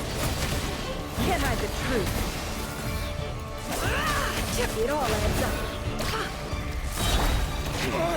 Pathetic. Close your eyes. The long sleep beckons. Futile.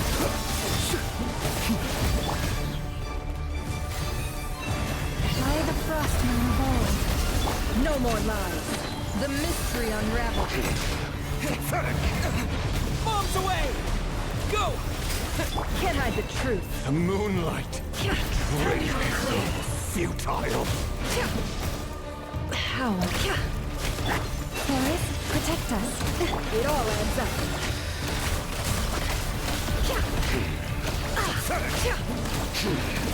Your little game of heroics is over. Who wants to go first?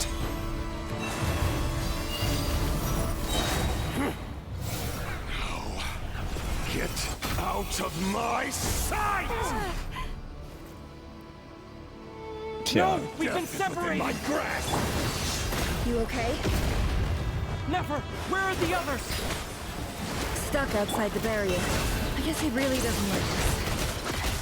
I told you before, knowing too much is always a death sentence. Be careful what you wish for.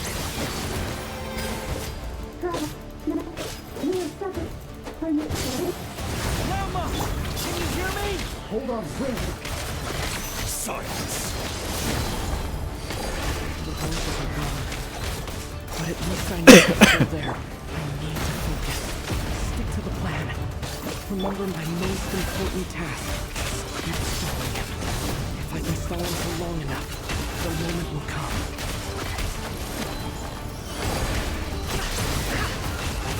It all falls into place.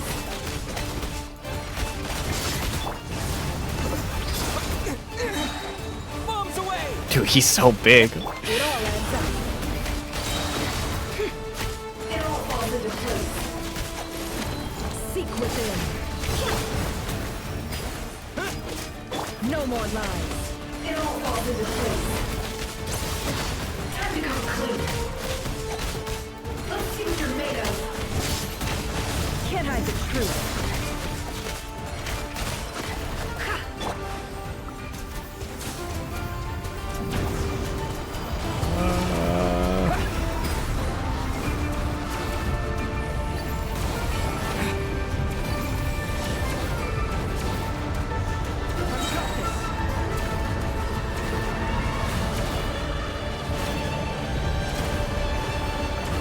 Water jet!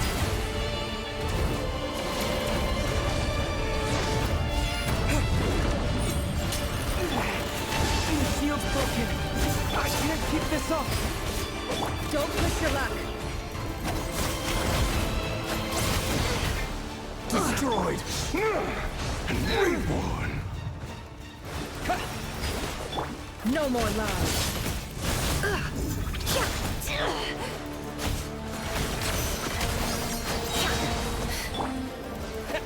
Wipe out! Water jet! The mystery unravels. Time to go clean.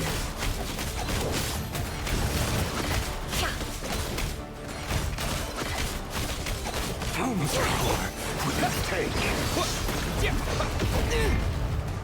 It all adds up. Time to go clean. Yeah! No more lies. Let's see what you're made of. The deception ends here.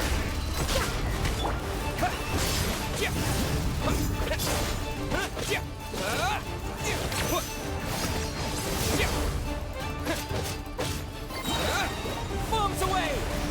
Water jet! It all adds up. It all falls into place. The mystery unravels. No more lies.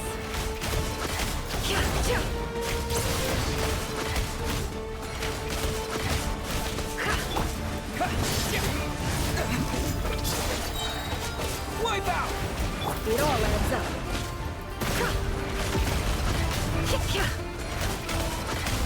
Seek within.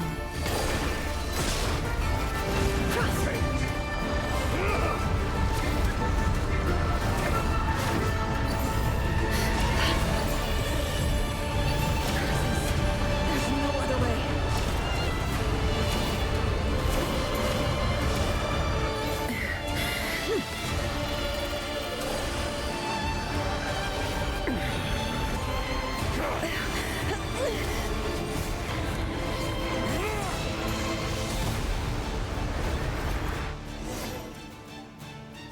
The only way to defeat Rerir is to borrow his own power. That means Columbina will have to disappear while you two bear the brunt of his attacks. You have to hold on. Find a way to keep him focused on killing the two of you.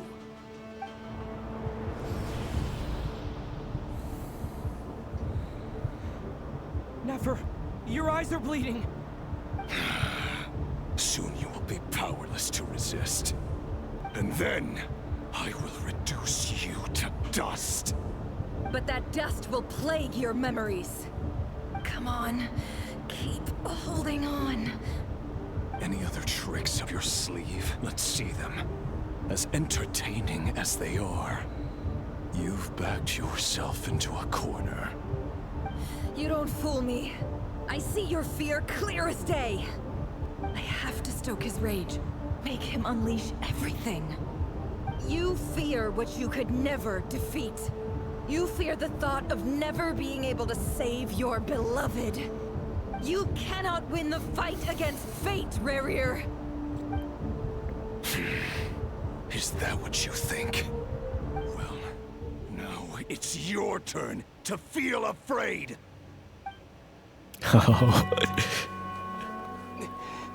You fear the sound of your own name?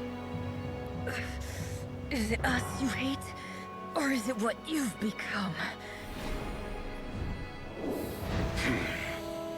Let's see what becomes of you!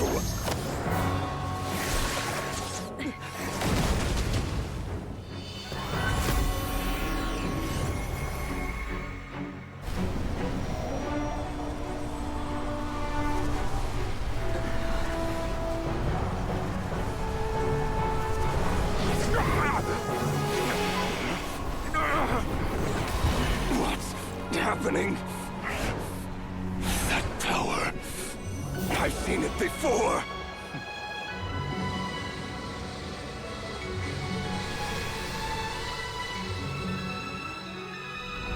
His power is on another level. We'll need to use an alchemical array to convert his power into a usable form. Then quickly channel it into Columbina, rendering her powerful enough to compete with him. I'll join you. I can help. If I release enough abyssal energy into a confined space, it'll create a potential difference, allowing us to extract a huge amount of elemental energy. Next, I'll synchronize with everyone's minds using pyro, then give you temporary access to their abilities and fields of view. But it won't last long. Can you see? Well enough.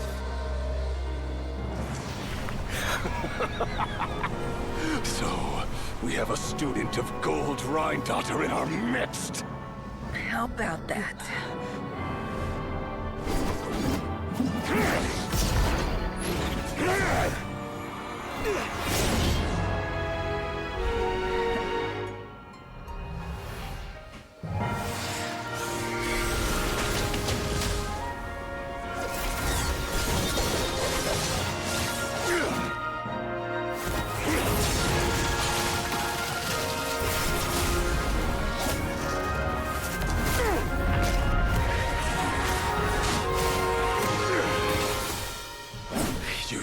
my own power against me? Just like how you stole Kuvaki. Look familiar?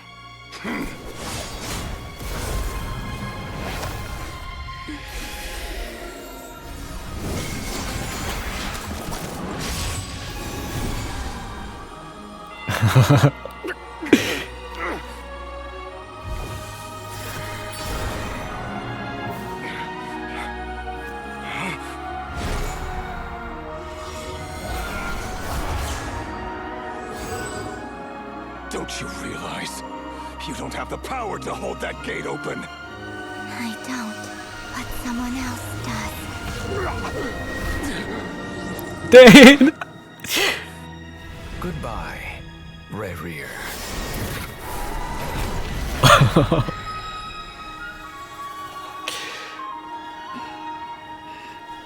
We won. Man, that was so cool.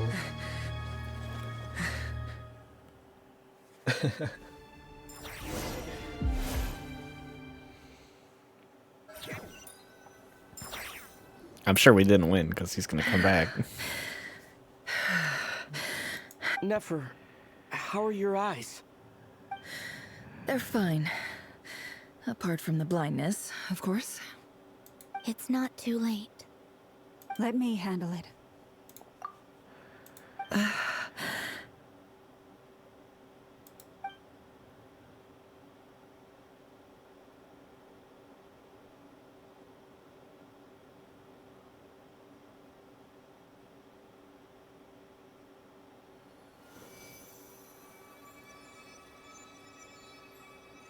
Miss Nefer, it's not like you to lose your composure.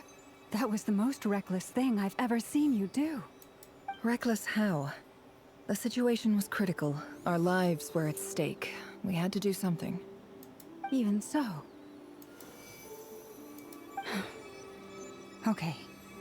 I guess you're right. Under the circumstances, it was a wise decision. You traded your eyes for an incredible victory. In business terms, I suppose that's a huge return on investment. I'd be hard-pressed to argue otherwise. Still, I don't like this outcome, and I don't want you to lose your sight for good. People suffer when they make sacrifices they shouldn't have to make, whether that means faith, strength, or in this case, your ability to even see. I had hoped you could win without sacrificing so much as a single hair on your head. Thank you. Really. All done. Don't try and open your eyes just yet. We'll see how you're doing in a couple of days. Until then, please follow your recovery plan to the letter. I'll send full details through Yehoda. For now, just get yourself home, relax, and rest. My dear friends, we have fought bravely and achieved a spectacular victory. A dark cloud has been lifted from the skies of Krai. All in this land will be grateful for what you have done. The moon will remember this day. Thank you both.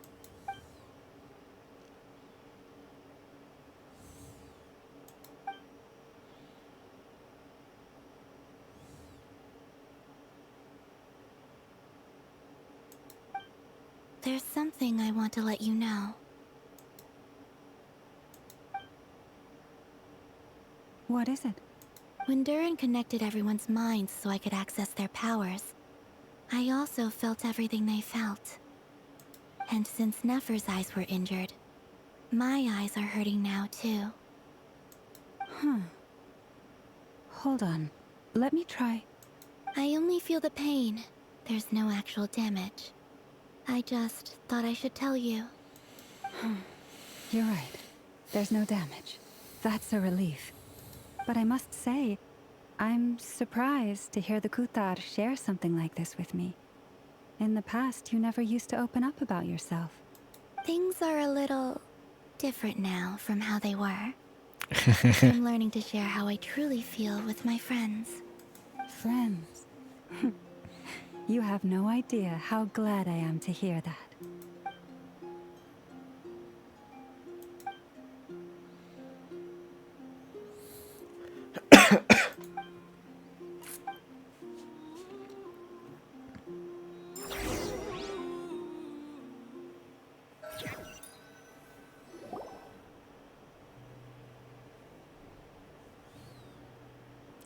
You know, I wouldn't be able to sleep with all that bread right there. Yay! You're awake! I guess Hector can't either. How are you feeling? Any aches and pains? Did you sleep well? I'm doing all right, Paimon. No need to worry about me. Phew! Well, that's good. Paimon's been sitting on the edge of the bed worrying about you for ages. You slept a whole day and night. Poor Paimon had to eat all by her lonesome. Glad to hear you didn't starve. How was the food? Well, it wasn't the same without you there to share it. Honestly, Paimon just can't relax when you're not your usual self. She couldn't enjoy the food and settle down to sleep. Well, I'm back to normal now. Oh yeah, and Albedo swung by earlier. He said to tell you to head to the tavern when you woke up. Barker and the others are organizing a victory feast and they want to celebrate with you. He also dropped off some medical supplies, but you seem fit as a fiddle, so guess you won't be needing those. If you're feeling up to it, let's head over now. Wouldn't want to keep them waiting.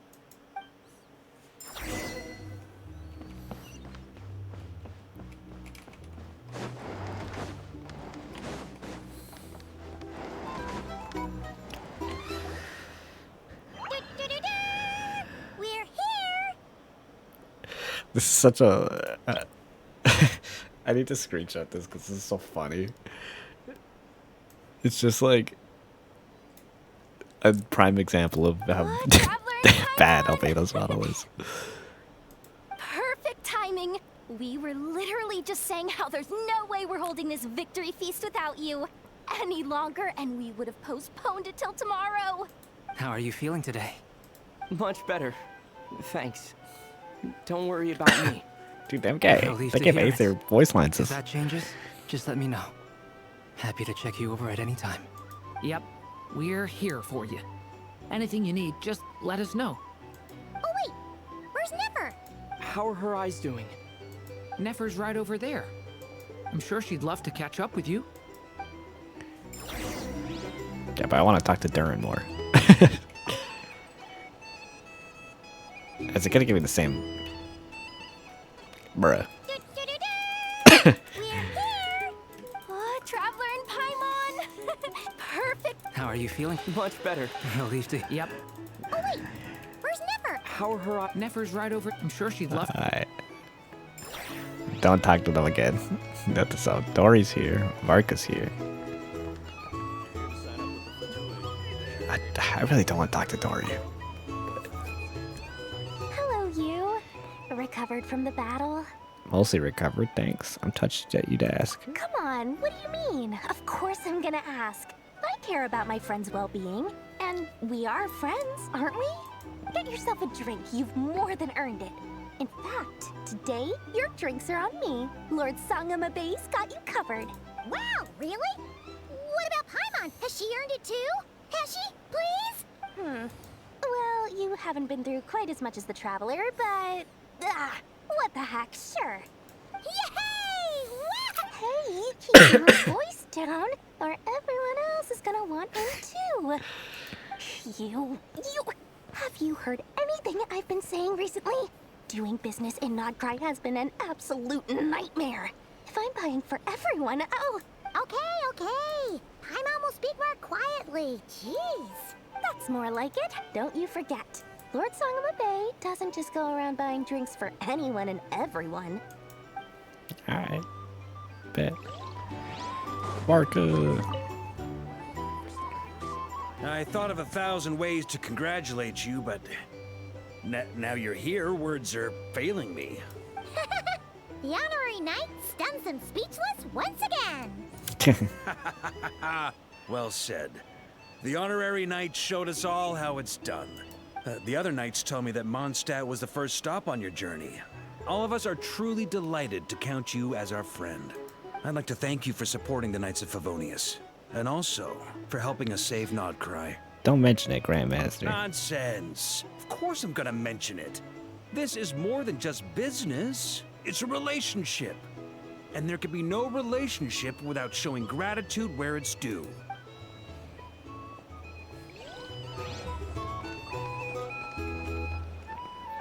Oh wait, there's Dan. I talked to Dan. I I see you've recovered. You bet. Snooze's way to a full recovery. Doing much better. Thanks for checking on me. Glad to hear it. A healthy body is paramount. Nothing else in life is possible without it. So take it slow. I'm grateful you can't decided to afford an help us in injury. the end. Paimon too. You really saved the day when you swooped in to open that gateway. I came to accept that although Rerir was my friend in the past, here and now, he was an enemy that must be defeated. Though I will never fully understand what happened between us, I could not let this crisis deepen any further. We fought a very necessary battle, and you played your part admirably. Thank you. I know it was hard, but you'll get through this. Yeah. And if you ever need to talk, just remember, we're always here. I'll do that.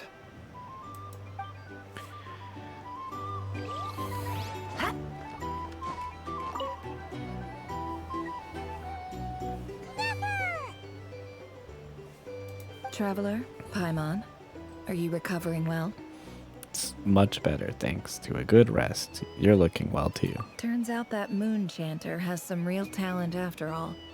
My eyes were mostly recovered after just a couple days rest. I can actually open them again now. Yeah, but you gotta be careful. Lauma says not to strain your eyes while they're still healing. Yes, thank you. I'm well aware. Yehoda, could I borrow you for a moment? I could do with an extra pair of hands. Oh, sure. Coming. Did you hear that? I gotta go help Lauma for a second.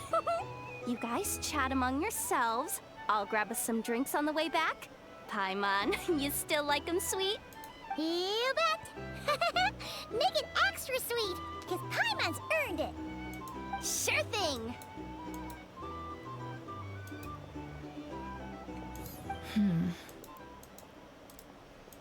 Is this where we talk about that it's not over? The Rerir of Solnari. Kind of a snake, don't you think? More like a wolf in my mind. No, definitely a snake. A poisonous one who spewed his venomous hatred everywhere. Anyone who seeks revenge out of hatred for other people has become a snake. That's something my dad used to say. I guess he didn't like seeing people go down the path of vengeance. Perhaps. I'm sure it sounds like a very wise and open-hearted perspective to your ears. But me? I think hatred is a perfectly justifiable emotion. What else is left when everything you depended on in life gets stripped away? Something's gotta fuel that drive to keep on living. When I look at your face, I see a lot of things that you can depend on. If you're worried about me, you can nip that in the bud. I'm not someone who gets stuck in the past. It's just...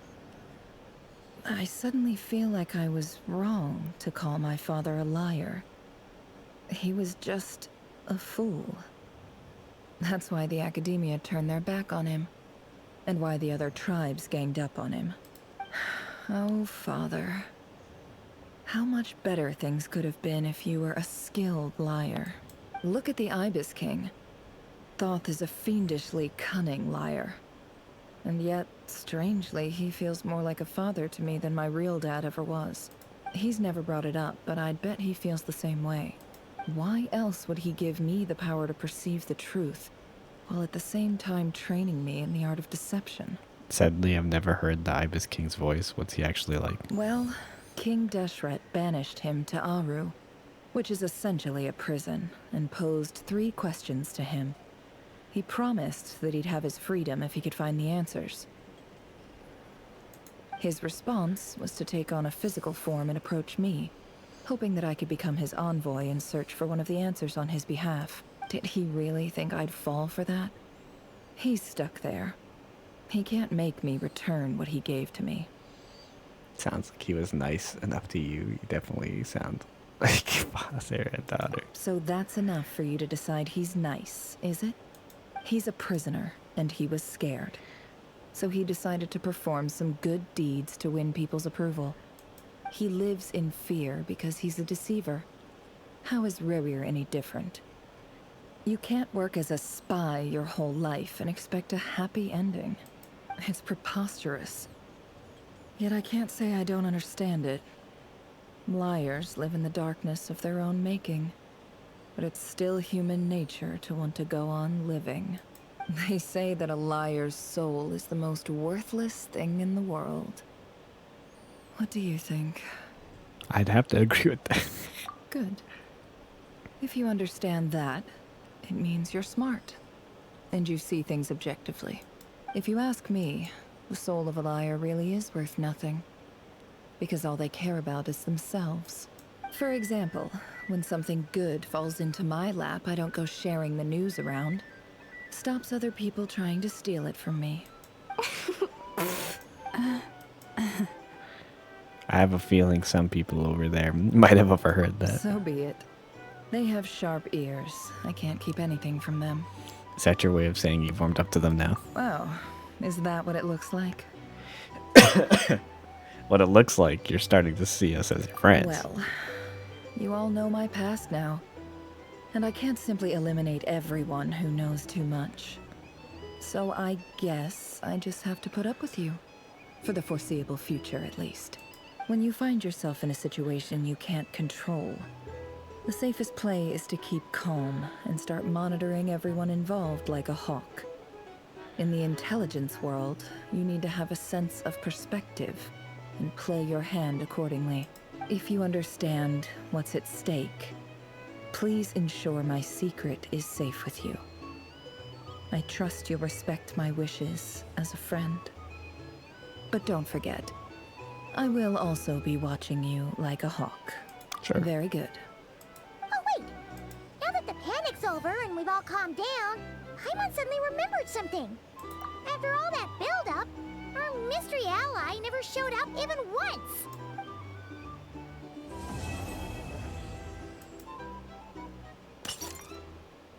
That noise coming from indoors. Am I imagining things? Like a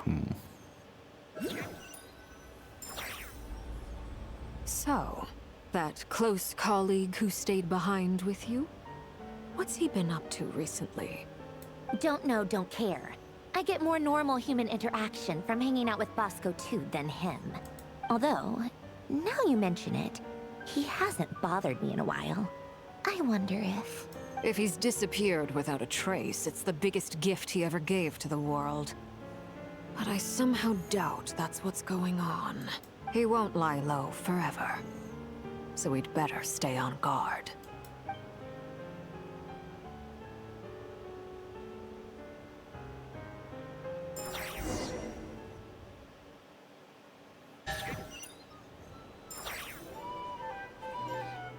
Interesting.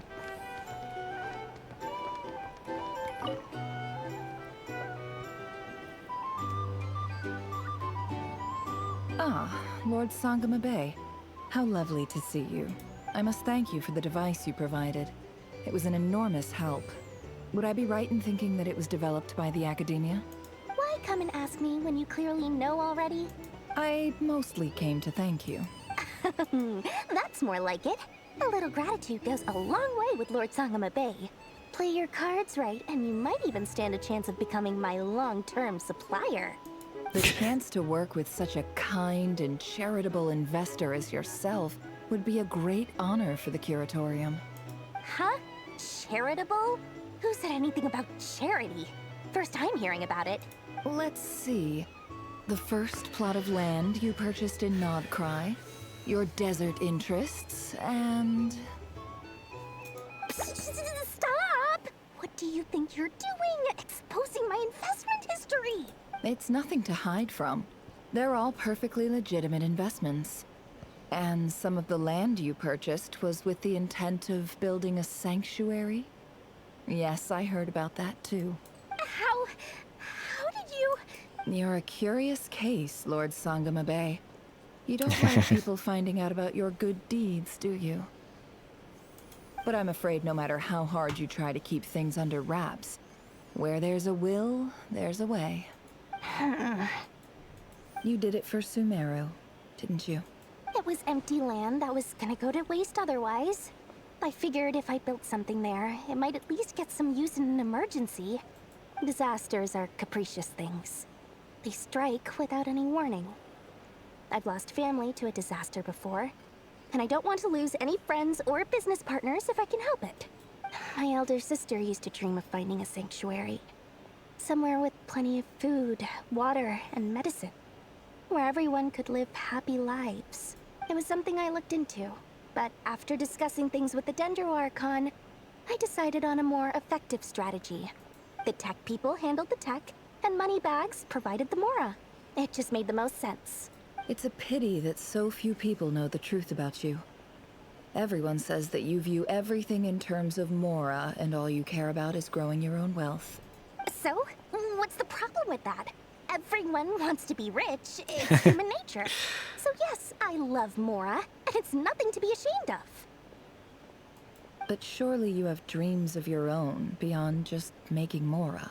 You don't get it, do you? My dream is to invest in other people's dreams.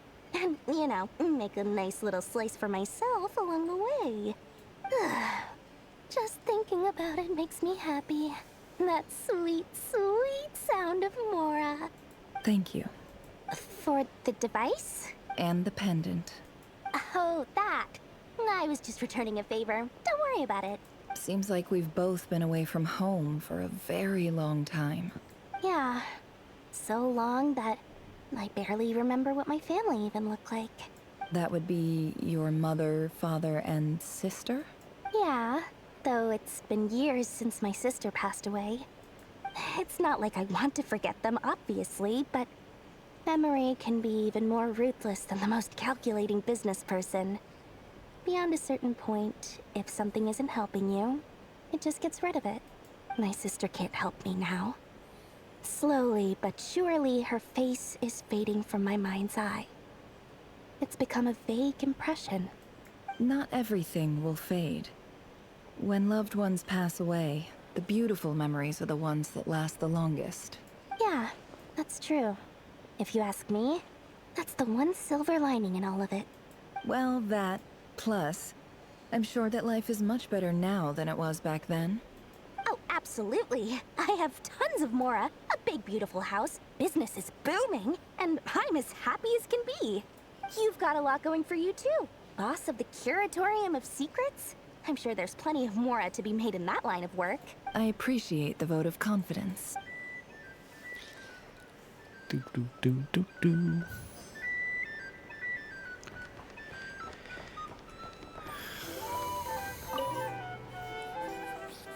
How have you been holding up? Any adverse reactions? If you start to take a turn for the worse, make sure you tell me right away. You don't need to worry about me, Grandmaster. I'm fine. I mean, I barely did anything, so... What? You're too humble, young man. You played an indispensable role in the battle for Krai. We can't thank you enough for your support.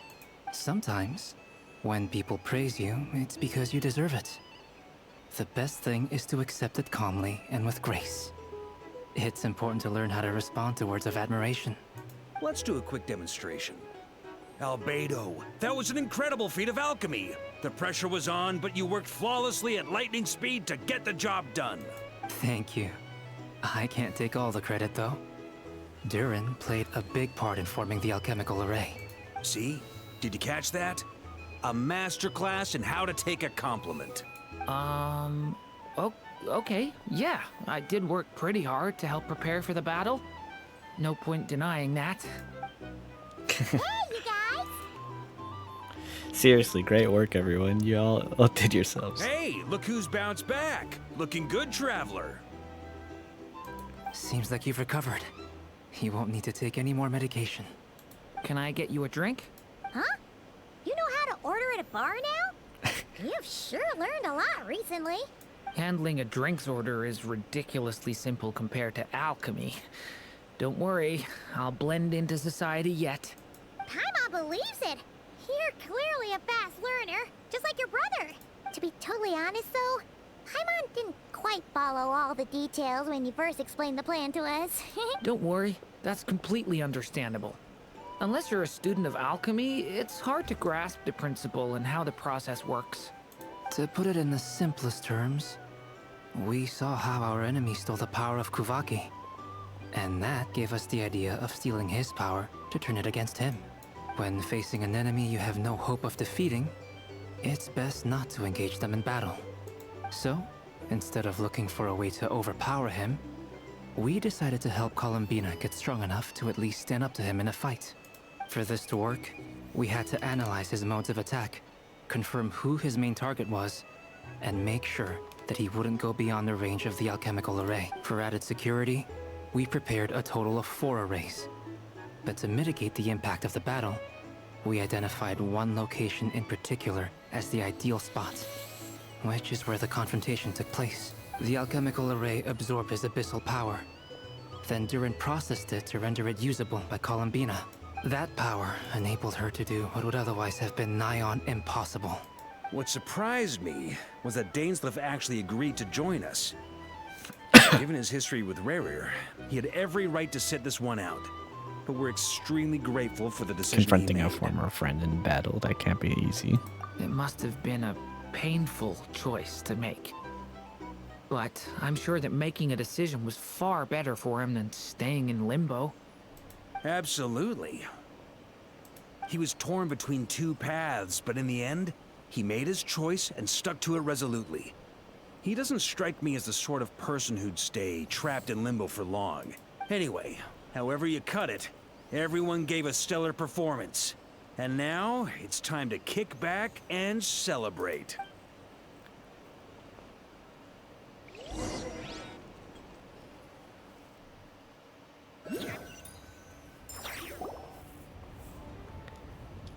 That's the only reason you're here.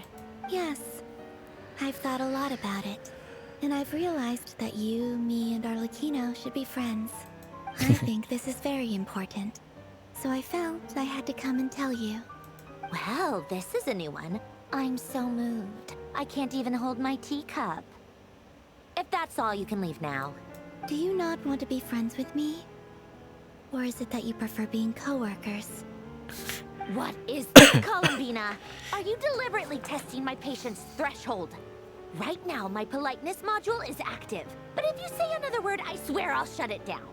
If your politeness module was active, wouldn't you say the word please at some point? Polonia, please see Lady Columbina to the door. Will you still invite me to your next tea party? What? Yes, I think you will. Bye-bye, dear Sandrone.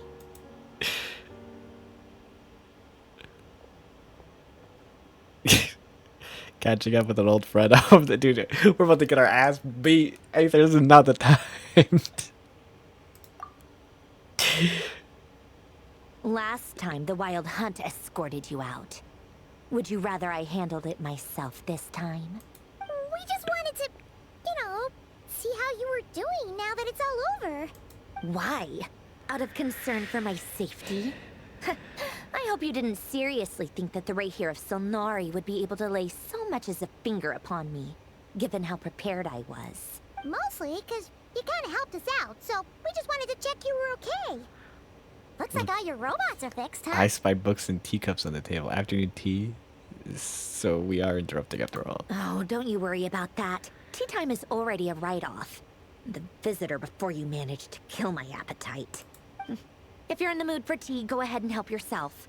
Otherwise, it's going to waste. My coasters are still missing in action, though. Use this notebook instead. Whoa! Pretty hefty notebook. Look at all those calculations. You can ignore those. They're just dumb scribblings. I doodle and write in my free time. Sometimes I remember the distant dreamlike past. Sometimes I imagine the far-flung future. And other times, I grit my teeth and note down all the crazy nonsense going on in the present. Some people do the crosswords in the newspaper. This is my equivalent of that. Trying to predict the future is like daydreaming. And writing about the present just makes me furious. The past is my favorite. If nothing else, it's already set in stone, so I don't have to rack my brains trying to figure it all out. Huh. Although, having said that, the only vaguely interesting memory in my past is probably that guy they call Lord Artificer. Who else? Pretty much all the mecha and Fontaine are his personal handiwork. Wait, are you saying you know him? Like, personally? As a friend? I mean, I guess we were friendly enough. So you've actually met him. He lived hundreds of years ago. Yep. In fact, I'm probably the only normal person left who knew him at all. We used to chat occasionally back when he was still around.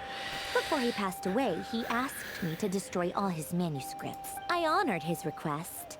But I did read through everything first before destroying them. I mean, I couldn't let the genius of Lord Artificer Alain Guillotin disappear like that. Would have been such a waste. So, that's where the formulas in your notebook are from? I just told you. Those are my equivalent of crossword puzzles. They're just dumb formulas that I solve for fun when I'm bored. Alain's work was like epic poetry. The formulas in my notebook are just silly little riddles in comparison. Not that there's anything bad about them. I mean, at least, solving those riddles isn't going to hurt anyone. Except me, 'cause I lose a few brain cells in the process. Anyway, while we're on the topic, I might as well tell you about what happened to him and his friends. Alain Guillotin had two close buddies, Renee and Jacob. They spent their childhood years together in the Nazissenkreuz Institute. They were all quite competitive, so there was some rivalry between them. But it was a friendly rivalry. But beneath the friendship and the rivalry ran something deeper, a sense of nostalgia for the past. Unfortunately, childhood would end, the prophecy would come true, the apocalypse would arrive, and the future would never be. A mad dream that would normally only capture the minds of lunatics begin to take root in their hearts. A dream of saving the world. And if Renee and Alain had been people of lesser wits, that dream would probably have ended up as something for them to joke about in their older years. But alas, they were some of the sharpest minds around. They nurtured that dream with the full power of their intellect, and it grew into something that ate away at their souls. The first of them to fall under its spell was Renee. Against Alain's wishes, he persisted in experimenting on a mutual friend of theirs to try and save their life. Alain did not approve and parted ways with Renee. It's complicated. Alain wanted to believe that Renee only did what he did for the sake of their friendship. But when he told me about what happened, I could tell he still had some suspicions about Renee's motives. Perhaps the seed that would grow into a nightmare had already sprouted in Renee's mind. Even then. The next time they met, Renee's soul had been completely engulfed by the dream of salvation. His futile attempt to change the tide of fate only resulted in a wave that swallowed up the world, even before the apocalypse came. And although that wave died down eventually, I hear that it just recently came back with a vengeance. As I understand, Renee wanted to live out his dream of salvation once more. But I'm told that the attempted resurgence finally died out for good. At long last, Renee awoke from his deluded dream. Though of course by then it was far too late. What do you think of Renee? Do you admire his transcendent genius? His view that any price was worth paying to achieve the lofty goal of saving the world? Or do you despise him? Dismiss him as an evil madman who wrought havoc on the lives of everyone around him as he pursued his delusional dream? Same difference, really. Just a matter of perspective. Doesn't surprise me. You share one thing in common, after all. You both want to be the savior. The only difference is, your dream came true, and his, well, he wasn't the one who made it come true. What about you? What's your take on Renee? I don't like fanatics who give up their whole lives for their ideology. Nor do I like fools who let their delusions take control. Maybe I could understand if Renee had just been an ordinary person. But he had a sage-like intellect. And still managed to get himself lost in the labyrinth of his own desires. Anyway, that's enough about Renee. Now, moving on to Alain Guillotin, the Lord Artificer. He managed to put a stop to the first storm whipped up by Renee. But after that, Alain lost his friends and family. To his credit, I suppose, the loss of his family and friends was purely a tragic accident. It's not like Alain sacrificed them for his cause or anything. After that, the only thing supporting his work was the same dream that had dragged his closest friend down to the abyss. But although the desire to save Fontaine drove him to found the Fontaine Research Institute, Alain continued to reject any form of transcendental knowledge or power. He was suspicious and fearful of it, having seen the way it had affected his closest friend. I think that formulas and machines derived solely from human intellect were the only thing that gave him a sense of spiritual comfort. Yet Alain's intellect was simply too great. It barely left him space to breathe in his lifetime. Once he realized that the end of his life was approaching, he finally accepted the truth. The Nazissenkreuz Institute needed someone, and a human being, to see its story through to the end. He quit working on his formulas, trading them in for the fairy tales that had played such a formative role in his childhood, but which he'd barely touched in his adult life. He told me that the director of the Nazissenkreuz Institute used to read those fairy tales to the children as bedtime stories. Apparently, they worked wonders at sending kids off to sleep.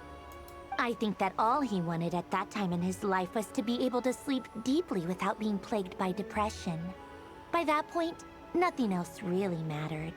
At the very end, he laid down to rest in the ruins of the former Nazissenkreuz Institute orphanage, while the Fontaine Research Institute he had founded continued tirelessly with its work. Many years after that, tensions over competing dreams would once again cause a rift, this time between members of the Fontaine Research Institute.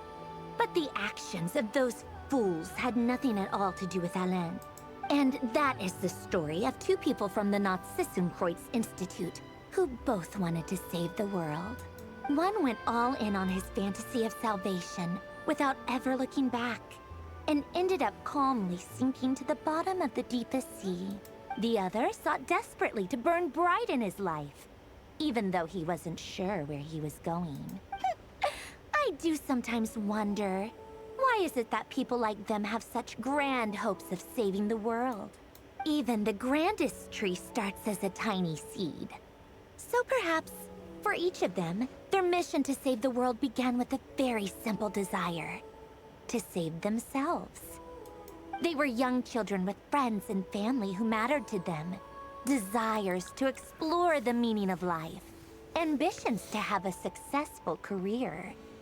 They didn't want to see all of that taken away in one fell swoop. Or maybe they just wanted to find something to anchor themselves within the chaos, to stop them getting quietly swept away by the storms of life. But instead, the search for their own salvation took them down the rocky road laid out by fate. Do you think the desire to save oneself is enough of a justification to try and save the world? Sensible answer. Glad to know you've got your head screwed on straight. Alain would disagree, though. I asked him the same question back when he was in his prime, putting all of his energy into his work. Yes, it's enough. No elaboration, just a quick, short answer before getting right back to his work. He was always that way. All right, tea time's over. She did share some. I mean, it was all World Quest stuff that I'm pretty sure I already knew, but I owe Arlecchino a favor for telling me these stories. I'll have to bring a whole sack of gifts the next time I visit the House of the Hearth. I'm gonna go tinker with Polonia now. You guys can do whatever you want, as long as it doesn't involve interrupting me. Polonia, exit hibernation mode. Begin diagnostics.